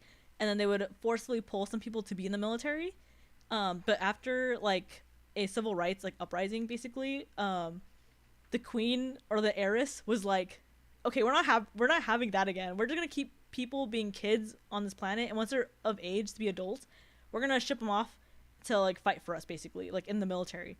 And so you only live on the planet until you're maybe like, I forgot how old, but like, you know, like to you're considered an adult on the planet. So everyone here is like, they're technically kids, kind of, or like young. I forgot what their age. Their years are called sweeps, but I forgot what the equivalent of sweeps are. But for the mustard blood specifically, this gold color blood, they're known for having psionic abilities, and that kind of means like just really, really powerful. Like they shoot laser beams out of their eyes and some other stuff, right? Like they're just full of energy, like literal energy. And so while most lower bloods, when they go into the military, they're just used as foot soldiers. Psionics are actually not used as foot soldiers. They're used as literal batteries. Like their whole thing is, okay, once you're in the military, we're gonna lock you up on a ship and you're just gonna like power the ship until you die, basically. And so that's the life for them, basically. Once they get shipped off, they're stuck in the room for the rest of their lives. wow, you got a new friend. It only took like getting canceled, spiraling rapidly, and the paint the forest floor. At least he didn't accidentally off a child. Holy shit, does Homestuck usually have such dark jokes? Yeah, it does, to be honest. It really does. Homestuck was made like in 2009 too, right? So there was a lot of, like, if you read it now, there's a lot of jokes where you're kind of like, oh, that might be in bad taste, but that was like kind of normal back then type of thing. But they do have a lot of darker jokes. And there's a lot of murder and like different things. Like, it has a very interesting commentary on some things, but it's good. It's good. It's just you know, it's just there's some jokes and some things here and there where it'll catch you off guard. Power the ship till you die. Pikachu in Smash Bros. Brawl mode. Okay, sick. Let's go to the next one. I think once we get to the next one, I'll end it for today. And then if you guys like doing this, maybe we'll keep going. There's, as you can tell, there's a lot of people. There's a lot of different people. There's one of them in here that I've played through, and I'm scared to stream because the content is just gross. Like, it's not like, oh, is this inappropriate or this is vulgar. It's just straight gross, and I don't know if you guys can handle it. Oh no, this shit is right up my alley, and it isn't obnoxious with the dark joke so far. It's quick and moves on. No, yeah, like, Homestuck is known for its very like quick, like quick-witted jokes. Like, I don't know how to describe it, but the dialogue is really like a lot of care is put in the dialogue. Like, there's a lot of intricate words are put in there, but more so for like the flavor text, you know, like, it really does add a lot to, you know, to give personality to the characters and to the world and everything. And the jokes are, I don't know, I personally really enjoy the jokes. I think Andrew Hussey's a really funny guy. He just doesn't look like, if you look at Andrew Hussey, you would look at him and be like, that's the most boring white man I've ever seen in my life. But then if you hear his jokes, they're genuinely like really funny. Okay, let's do Amicia Erden. You think we can't handle it?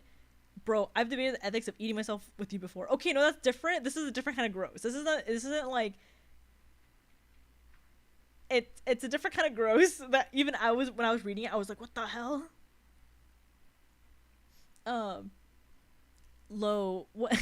What light through yonder weirdly organic architecture breaks? What the hell? A small figure approaches.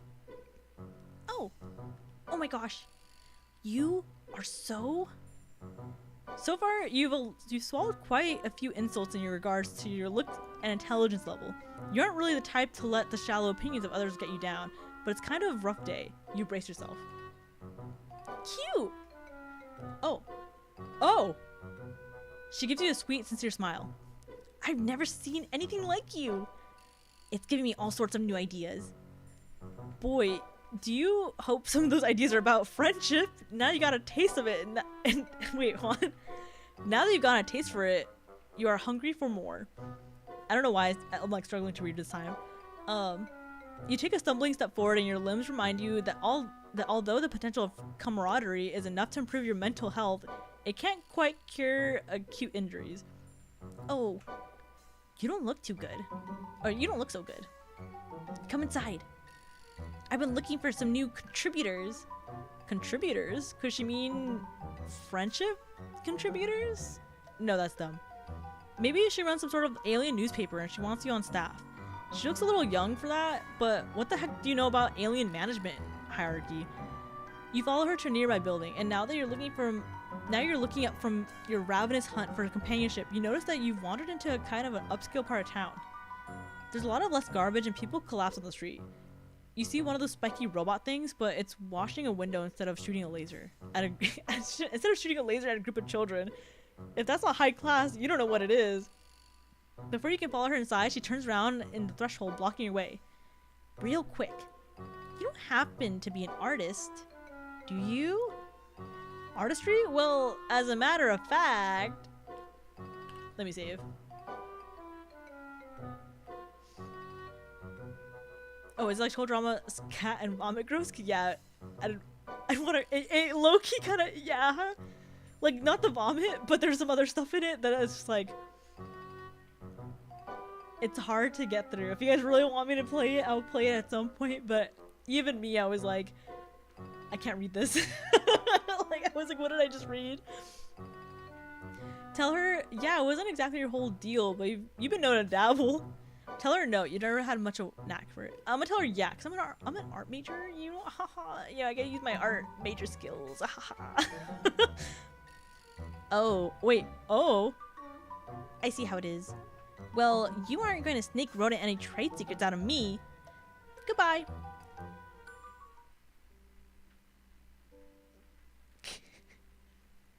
No one likes me. Why do I always get the bad ending first? What the hell? She's flipping me off. Okay, okay. Oh wait, no, I don't want to load. Tell her no, you never had much of a knack for it. Oh good. Friendships between artists can be so fraught. Much better to keep things between artists and appreciators. That way no one can get jealous. The girl's smile widens even further and you feel an unbelievable rush of joy. Have you finally found someone who isn't a total fucking maniac? And she brought up friendship without having to mention it at all.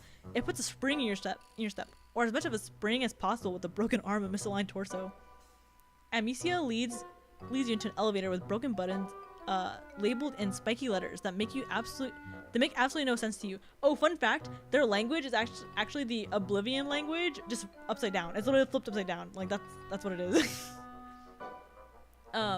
You realize that probably nothing is ever gonna make sense to you again. That's okay. Your hierarchy of needs just adjusted recently. Your new friend, you're jumping the gun with this descriptor, but you're feeling seriously good about this encounter, stands in the corner of the elevator, wringing her claws.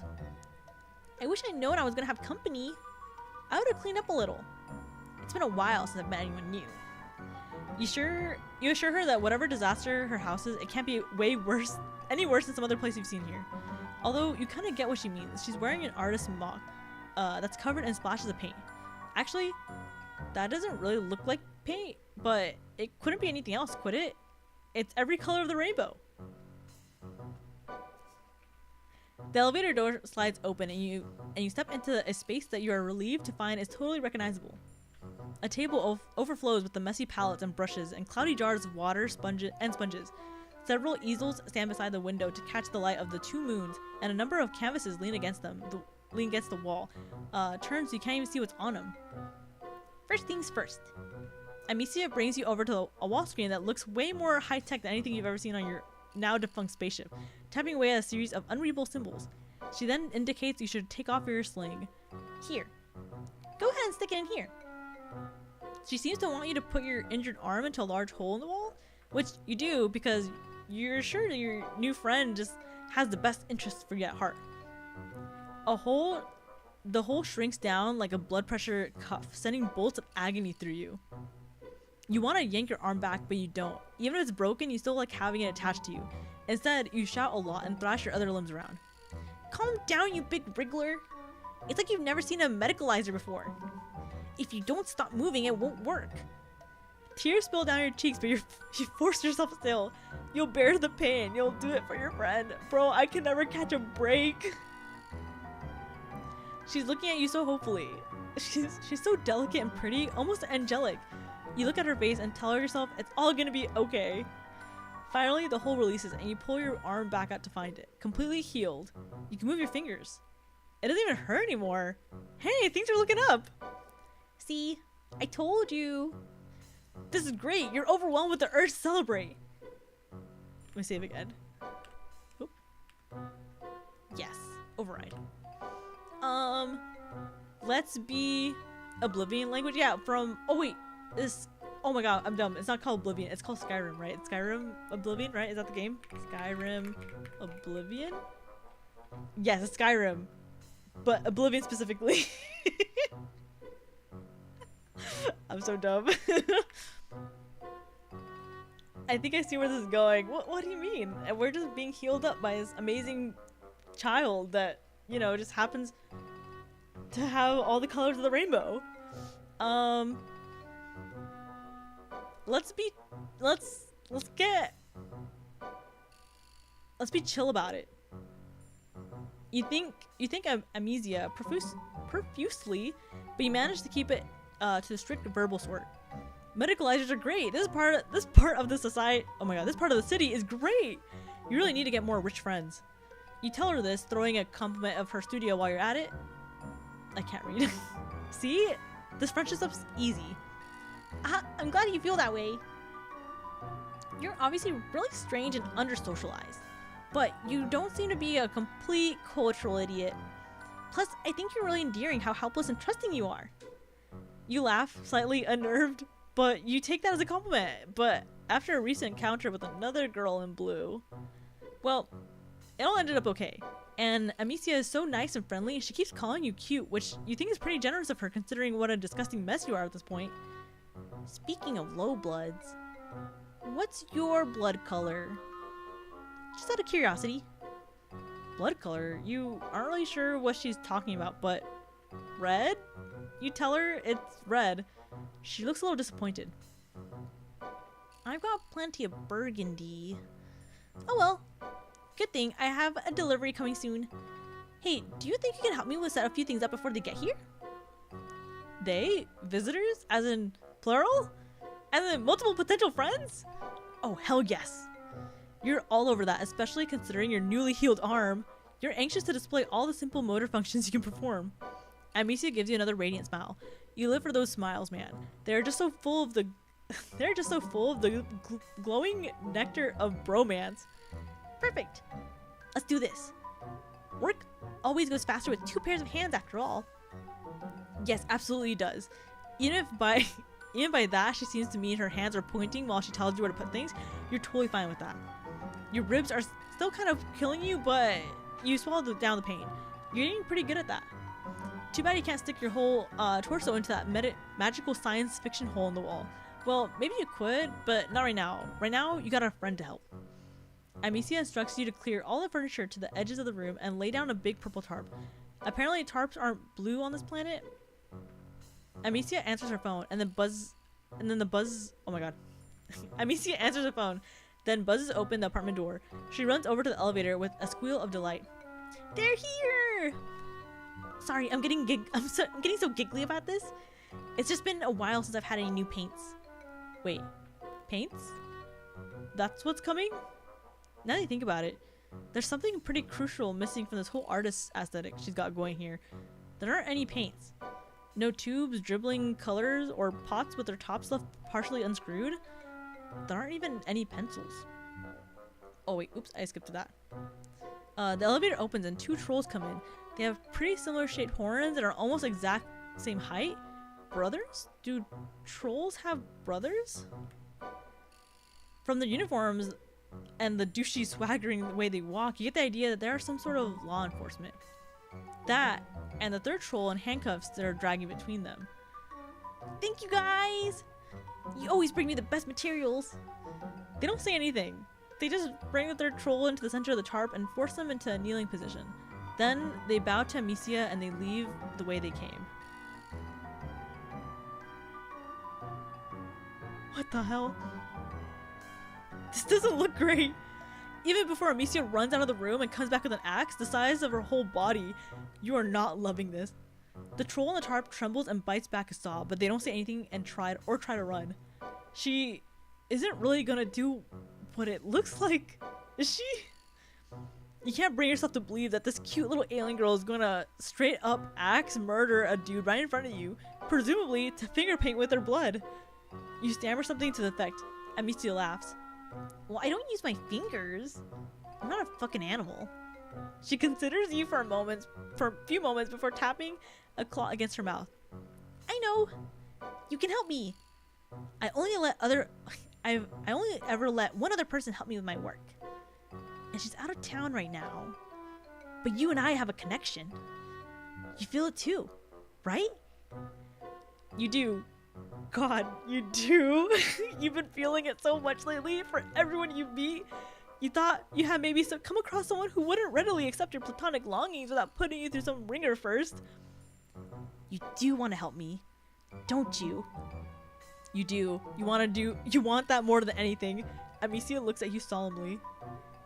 Why don't you do the honors? She holds out her axe. I wouldn't offer this just to anyone, but I can tell you how special you are. You're trembling. The troll on the tarp is also trembling, but unlike you, they seem to have accepted their fate. Slowly, inevitably, you hold out your hand for the axe. Amicia gives it to you with a smile. God damn it, you forgot about your broken ribs, that you're human and can't just pick up a gigantic fucking axe with one hand. You drop it and it bounces away from you, like way more than you think an axe should probably bounce. You look at Amicia from where you are doubled over with pain and shame. She laughs and scampers over to retrieve the axe, once again swinging it up without any signs of strain. She doesn't even have any visible muscles. What is this girl made out of? How silly of me! You seem so culturally advanced that for a second I forgot about your natural inferiority. Here, I'll give you a second chance. You've not? Yes, please. A second chance that does not include committing gruesome murder.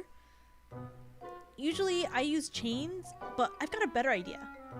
Oh god. You get what she wants you to do. You hesitate, and Amicia's smile gets even sweeter. Sweet like poison. Oh? You don't want to help me? The tarp crinkles underneath as you kneel. You grasp the troll's shoulder and mumble an apology. They continue to say nothing. Amicia is sharpening her axe, which already looks pretty damn sharp. Hold on tight. You try, you really do. The problem is, you try to hold on tight, but at the same time, you try to drag the troll out of the way. Some buried instinct trying to preserve a life rising up inside you. You're weak and injured, though. You're weak and injured though, so all you end up doing is just flopping both of you a little to the side. Instead of coming down on the neck in a clean slice, Amicia's axe glances off the troll's collarbone, mortally wounding them instead of killing them outright. And now, you know why they have not been begging for their life. They don't have a tongue. So they can't beg, but they sure can yell and thrash and bleed olive green alien blood all over you and the tarp. God, there's so much blood. It's just spurting everywhere. Jesus Christ, are you such an idiot? Why couldn't you just commit? Now you're covered in dying aliens, and so is everything else. Amicia, the work table, and most direly, the canvases leaning against the wall. Amicia takes one look at them and lets out a wail of rage. I can't believe this! I let you into my hive, into my life! I was planning on letting you into my pusher! I thought you were refined and sophisticated, but now I see you're just a Philistine! What does that mean? She gives you a shove towards the elevator. Your ribs are screaming, so is the bleeding troll. You try to babble an explanation. Forget it.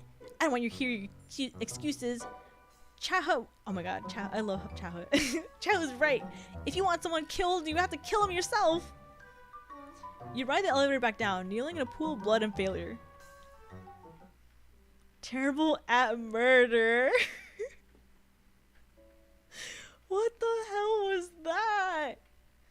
Kiayama can't read, can't get bitches, can't friend, and first and foremost, Kiayama can't get breaks.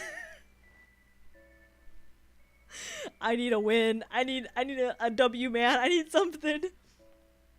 Are twins born from the same bucket or the same egg? I don't know, to be honest. I don't think there's much information about twins. Oh, actually, no. They're... actually, I don't know. I know there are a pair of sibling trolls, but I actually don't know too much about twins. Like, if you can have a twin or not. To be honest. I'm actually looking that up later. Yeah. Paints. Alright guys, we got this. We can do this. No problem, we can do this. Hold on. We're gonna load back in. I feel like this is the wrong answer though. Every time I try to pick the right answer, I think I'm picking the right answer. It's actually the other one. Get excited and dance your new friend around the room. You try to resist the urge to celebrate. You fail to resist the urge. You take Amicia by her tiny hands and swirl her around the studio. Or you try to. You forgot about your busted ribs. You sure are doing a lot. You let go of Amicia and go careening into one of the tables. Thankfully, not one covered in art supplies. You hit the corner and go down into your already incredibly sore ass. This is what you get for acting like a huge fucking tool in front of your new friend. Are you okay? Was that some sort of ritualistic rite of healing I've never heard of before? You shrug against the floor. Amicia leans down and picks you up in a bridal carry, despite the fact that she's about half your size. It makes your ribs hurt, but that doesn't matter. What doesn't nowadays? Amicia lays you down on a weird lumpy couch. Are you sure you're okay? You look a little... She trailed off to nothing. She looks at your left arm, which you have draped over yourself awkwardly, and to sort of try to hold your torso together. That color. At first, you think she means the color of your skin, which is different than her light gray. Then you think she means the truly fantastic buffet of bruises you got going on. But then you realize that in your prancing idiocy, you've managed to scrape up the inside of your arm. Blood oozes sluggishly from the wound. Amicia dredges a finger through it. You're half expecting her to put it in her mouth, and for this to become a whole cannibal situation. Well, since you aren't the same species, it wouldn't really be cannibalism, but still, no thanks. Instead, Amicia just holds her finger up, the drop of blood trembling on on the tip. This color. I've never seen anything like it. She dashes off into one of her tables, pulling over a sketchbook and dragging her finger down it. Your blood paints a rusty line down the center. She lets out a little squeak of excitement. This is amazing! What? Red? Not red! There's a million dirty little rusties swarming around the city. I'm drowning in red. This is crimson. It's incredible. You must be some sort of mutant. You're really lucky I found you instead of one of the drones. Lucky? You? Ha ha ha. Yes, very lucky. The luckiest. Though your arm is healed and you're out of whatever doubtlessly weird weather happens in this planet. Maybe Amici's right. Maybe you are lucky. You close your eyes and try to breathe. Zen yourself out. Really center yourself in your own body and all that garbage. Then you open your eyes and wow, you sure aren't centered anymore. The fact you roll it completely to the left as you try to get in the way of Amicia, who's back and standing over with a gigantic axe. Watch out! Amicia grabs you and drags you back up to the couch and plants her hand on your solar plexus, effectively pinning you down. You'll hurt yourself if you keep flopping around like a beach blubber beast. You want to be friends, don't you? You want to help me with my artistic aspirations, right? You get the feeling that she might be trying to manipulate you. Just the tiniest little suspicion. It's possible Amicia has recognized your intense craving for companionship and is trying to exploit it. You don't like being suspicious of a new friend, but that's a pretty big axe. I don't know what's got you so worried. I just want to show you my axe. Oh, of course. Makes sense. It is a really nice axe. I feel like the hot dog kid was less stressful than this. Trust me, there's some stories in here that are like way worse than this. He full on died.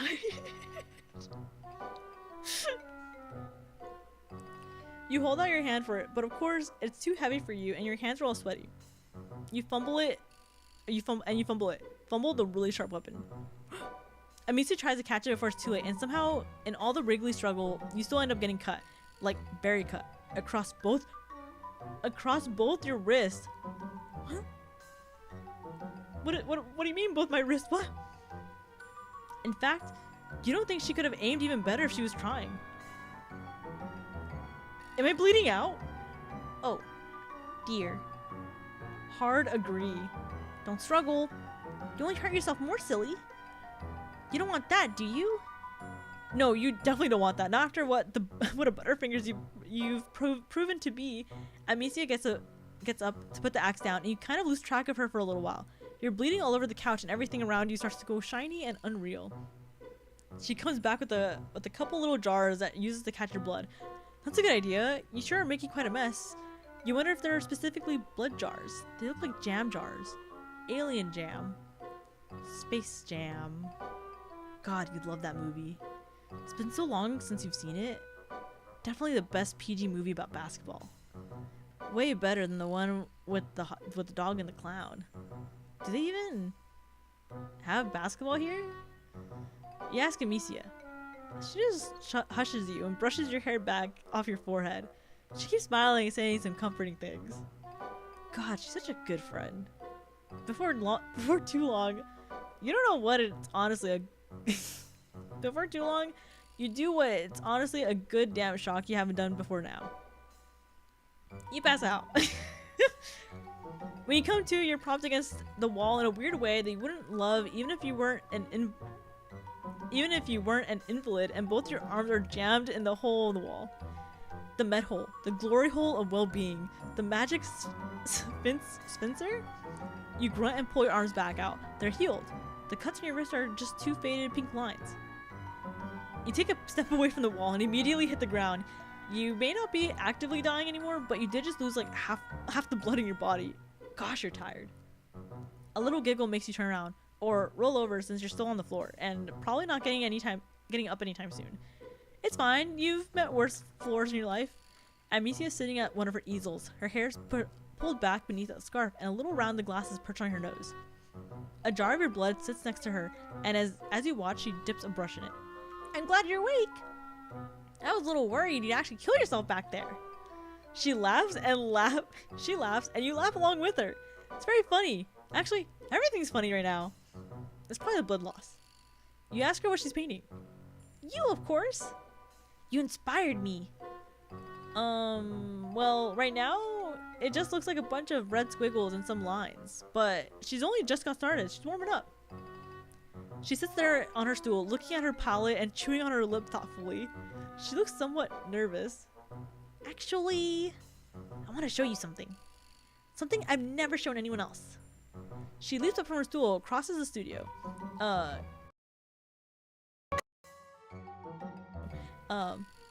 You really hope she isn't getting another Space Jam jar. She starts turning around the canvases one by one. They're all blank, except for one, which has a little... Wait, no. That's just a shadow. Every single one of them is blank. You aren't sure you understand. You ask her if these are all just new canvases that she got, and that she... Oh yeah. You ask her if these are all just new canvases that she has not gotten the chance to paint on yet. Amicia sighs. No. I've had them forever. I'm just... not a real painter. There. I said it. She buries her face in her hands, talking between her fingers. Well, let me see if I can mimic it. I'm really good at the other parts. The materials in the studio. I even make my own paints. I just could never do the actual sitting down and doing art part. She looks so despondent. You wish you could just do something, but you don't really know much about art, and you probably can't stand up yet. You tell her that she looks like she's moving in the right direction at least. You don't even have a studio or any brushes or stuff like that.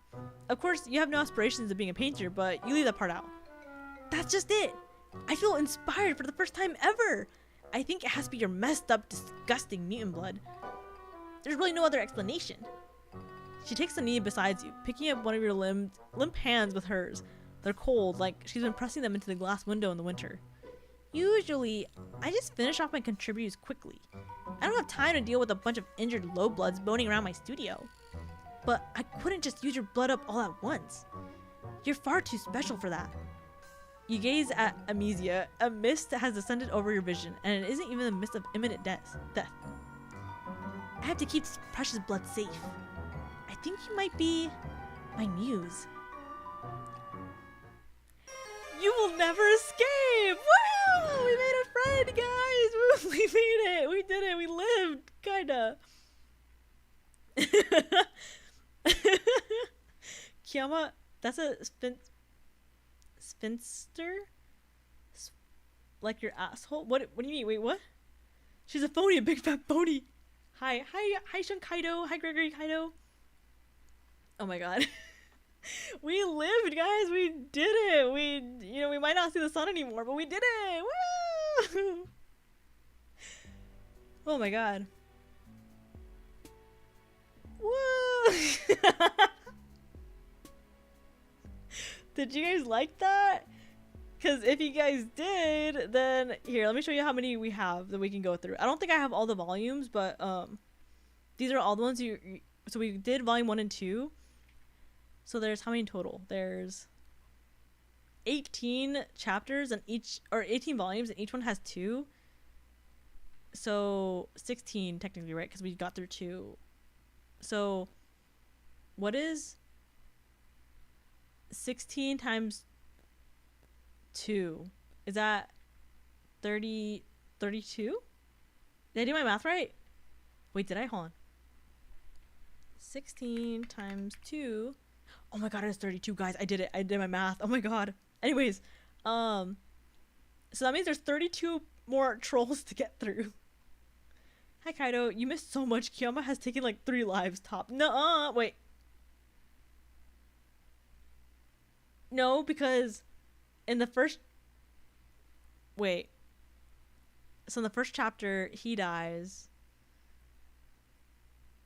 She doesn't... I don't do anything with her. I kill myself in this one. I killed someone else in this one. Well, I've taken 2 lives, including my own. Wait, excluding my own 3 if I include myself. There's so many chapters. Yeah, there's so many. Oh my god, it's the Bible. Yeah, there's so many volumes here. And there's more, I think, too. I have to buy them. I think I only bought like a certain amount, but yeah, so I can play. You what? Don't worry about it, Sean. Don't worry about it. But yeah, if you guys, I don't know, low key, I kind of want to keep. I just want to play Homestuck things all week because of the announcement. And like I said, I have like a sleeper agent like awakened in me when I saw the trailer, and I was like, oh my god, I have to get back into this. But I know I shouldn't, because Homestuck is very niche and it's not for everyone. Nah, an SD is a kill. If Smash Bros counts, it's so well. No, because okay, maybe. I think I've played volume 1 and 2 before this, but it's been so long, so I don't remember how they went. And then I think I've played 3, but I don't remember. The only one that I remember off the top of my head, like I remember how the story goes for the most part, is with this guy in it right here. And where is she? Oh my god, where is she?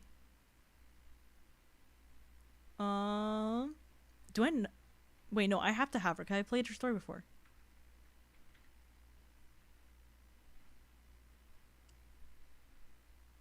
Am I gaslighting myself? Wait. No, there's a character. And I've played her story, so I know she's in here somewhere.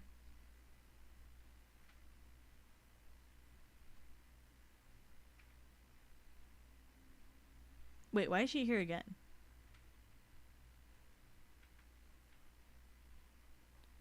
If you guys like very tall, strong, intimidating women, you guys would love her. It's the when we played her story, and she goes like, "Oh, Chaha was right." Oh, that's who she was referencing. It's this very tall, intimidating, deadly woman that I love her so much. Is she? Because Amicio is in. Where is in this screenshot? Is she? Huh, I'm gonna click on it just to see who's in the story. Wait, I don't want to spoil anything actually. Hold on, let me go back. Main menu. Yes. Where? Well, hold on, let me see what chapter Cha is in. Oops.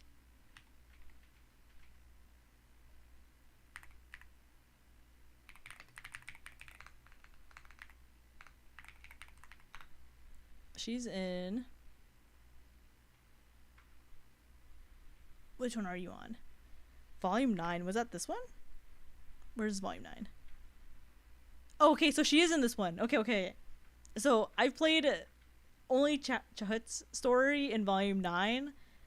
I didn't play the other guy, and that's all I think I've played. I don't think I've played any of the other ones. Maybe... Oh, actually, no. One other one I've played is... Where is he? This guy right here with the piercings. He's cool. I like him. His theme, like the music that's played in the game, I think it's called like Epic Fortnite Moments Part 420, if I remember right. And it's so low key, it's like a banger. I'll be at work sometimes, I'll like listen to it, and it just kind of gets me in the mood to like work harder. She got bullied after a call out post because she's a copycat poser, loser with no friends. And then she did the thing and had a wildly erotic Pocky hot dog game that led to her breaking a child's neck. Nuh-uh. no proof. If I take down this VOD, there's no proof. Hey Kiyama, what do you think about the idea I pinged you just now? Wait, let me open up Discord. Hold on. I have my streamer mode.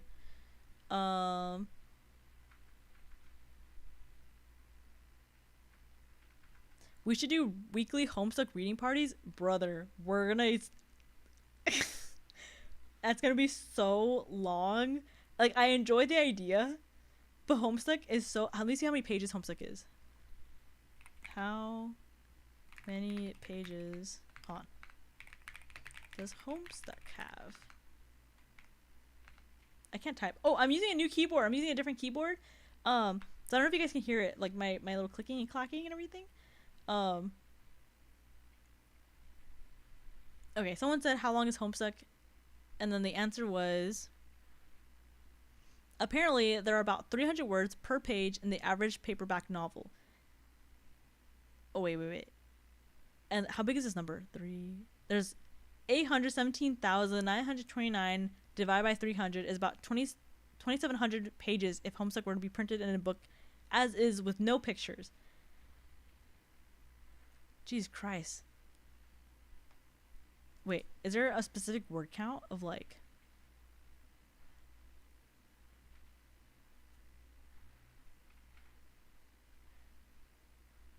What's the final page count? Is it over 9,000? Oh, so Homestuck has a total page count of 10,002 pages. And then Act 7 has a perfect 10k words. Jesus Christ. Oh my god, so much. But yeah, maybe I'm down to read a little bit maybe, but like I don't know if we can read all of Homestuck because it's so long. Especially to be honest, if you guys do end up wanting to read Homestuck, you can maybe read Act 1 just to get like kind of the understanding of what's going on. Act 2 and 3, or sorry, Act 2 is kind of boring, and I don't really recommend people read it just because it's like there's not much that goes on. Like, it's just a lot of like prep work basically about what's going on.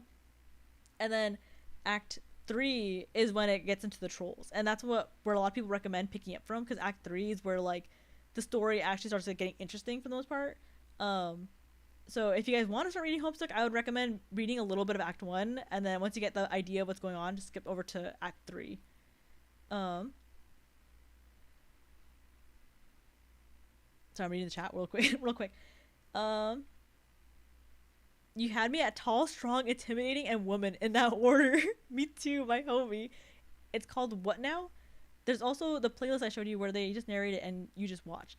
I don't know how they do that one though. I think they have like full narrate. Like, I don't know. I haven't watched someone actually narrate it, but I don't know. I'll think about it. I'll see. I just know Homestuck's really long. And if we do it weekly, it's gonna be very long. Kiyama and Kaido dubbing Homestuck before Toei Fox, kind of based. How about the other MS Paint Adventures of webcomics? Oh, maybe I'm down to do the other ones, because I know that I think Problem Sleuth is a really cute one. And there's some other cool ones too. I haven't read a lot of them, but to be honest, most of like Andrew Hussey's work is like really nice. I'm okay with reading a little bit. We'll see. I'll see how much it is to get through it, because there's also not just Homestuck with I think 7 acts, but there's Homestuck Part 2, so there's also that part as well. Let me see if I can pull up a picture of Chahut real quick, because she's very intimidating, I would say. I need a good picture of her. Hold on.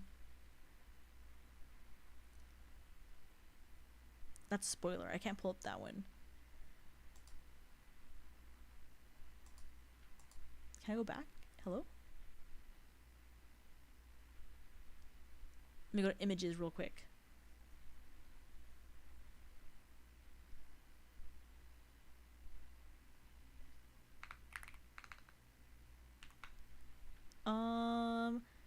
Oh, here. Okay, here's a good picture of her. Hold on. Let me pull her up real quick.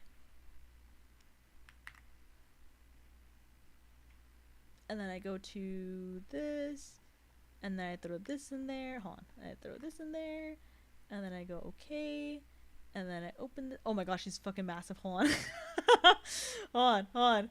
Let me downsize her just a little bit. Actually, maybe let me change the dimensions a little bit. Width, let's do width as 600. And then height as 700. I think that will work. Okay, that's a little better actually. Hold on. Let me make her smaller. Just more more visible. Okay, there we go. So this is her. This is the very tall, intimidating, scary woman. I read most of Problem Sleuth before and the other two. Jailbreak is funny. Oh, is it? I've only read a little bit of not Jailbreak, of Problem Sleuth. I haven't read any of Jailbreak though. I know that most of his like stuff is good though, cause I've heard like a lot of really good things about it. But at least when I was younger, I only really got into Homestuck. If a girl can break me like Bane Bone, Jesus fucking Christ! If a girl can break me like Bane broke the bat, then she's a keeper. That's like a tongue twister. If you right click the picture and click transform, you can like fit into the screen. Wait, really? Oh my god. That makes my life so much easier. I've just been like downscaling. Oh my god. Not gonna lie, biggest thing, Clown Posse vibes. Anyways, totally would. Well, funny you say that. So, as added lore, hey, actually, let me go to the just chatting screen, so that way we have some music in the background. And then also open. Is it this? No, that's that's the Labubu's from the other one. Hold on. Let me pull her back up again. Is it browser 2 or is it browser? Is it this one? No, it's still the fucking Labubu's. Hold on. Let me just delete the Labubu's. Okay, is it?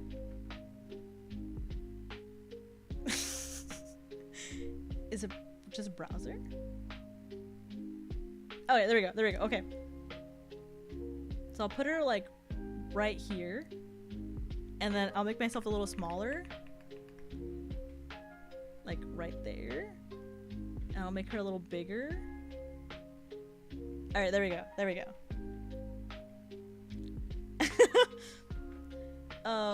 Kaido is too Kiyama. Wait, Kaido is too Kiyama as Sayu is too Henai. I don't, not that I don't know how to work OBS, I just don't know any of the shortcuts. I do everything manually. The boo boo jump scare was crazy. Okay, so quick society thing for society. Quick society thing for purple bloods. So purple bloods, there's 3 like blood colors in the caste system that are known as royalty, like actual royalty, and it's purple. I think purple, violet, let me pull it up again. It's purple, violet, and fuchsia, and violet and fuchsia are actually ocean dwelling, so they have like gills and stuff like that. They live underwater, like they can breathe above water, but they basically just live underwater. And those are the like royalties. Fuchsia is like absolute royalty, like the ruler, basically. Like no one can rule Alternia except a fuchsia blood. Like they are the queens. It's only females as far as we know that are fuchsias. Like they are the queen basically. Violet is basically like close second. They're like that prince that will never become king, basically. They just have the title of prince. And then purple are land dwelling, but they have very particular interests. So there are only 2 blood types that have a religion dedicated to them or for them specifically. So like Jade has a religion, but it's kind of like imagine the Virgin Mary as a religion, basically, like where the Jade bloods kind of look upon like a mother figure as like their religious figure type of thing, right? And then purple bloods have a religion, I'm blanking on the name, but their whole religion is basically built around like the insane clown posse type of thing, and they're all violent. Like purple bloods are known to be very, very violent, cruel beings, and they're all clowns basically. Like their whole, so you know how I was telling you guys that when you become of age, like an adult in the world, like you have to go into the military. So low bloods will be like regular foot soldiers or batteries, depending on like what you are, right? Mid bloods kind of depend on like how good they are, what they do, right? Like they get whatever place in the military.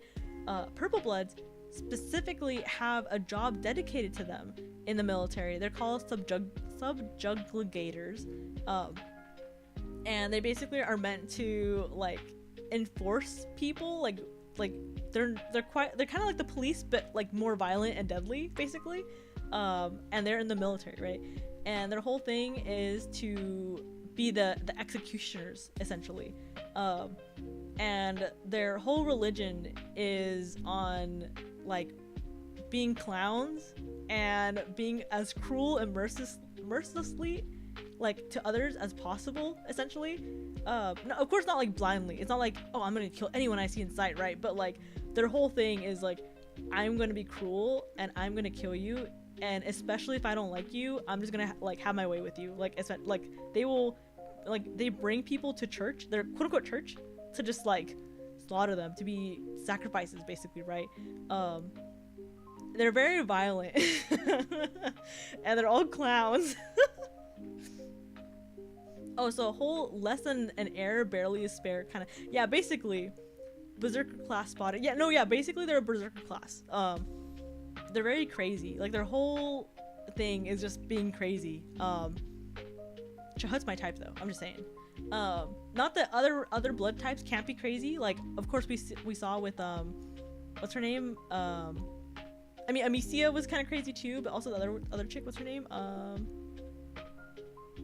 Was it, I forgot her name, but you know the first one with the 3 eyes, like she was fucking crazy too, right? But yeah, like purple bloods are just meant, they have a whole religion to just be insane, literally like insane. But not all of them are like ruthlessly violent. Like that one guy I was showing you earlier where I was like, oh, I've played his story before. He's nice, I think as nice as they can get for their type of blood. He's funny, you know. That's all I can say about him. Literally everyone except Diamond was unhinged. Yeah, because Diamond was the low blood. Like the lower you are, the more passive and like weak you are. The higher you are is the more terrifying you are. So I think the next volume is with a bronze blood and a jade, and they're fine. They're not like anything too crazy. Let me see if there's any other interesting ones. Yeah, I think most of these people are like hinged until they reach like teal blood. Once they're in teal blood and above, they're unhinged. But it all varies in like, you know, a bunch of different things. But Diamond was just gullible, and you gaslit the fuck out of him. For shame. Really earned that call out post. What the heck? No, I would never earn the call out post. What? No.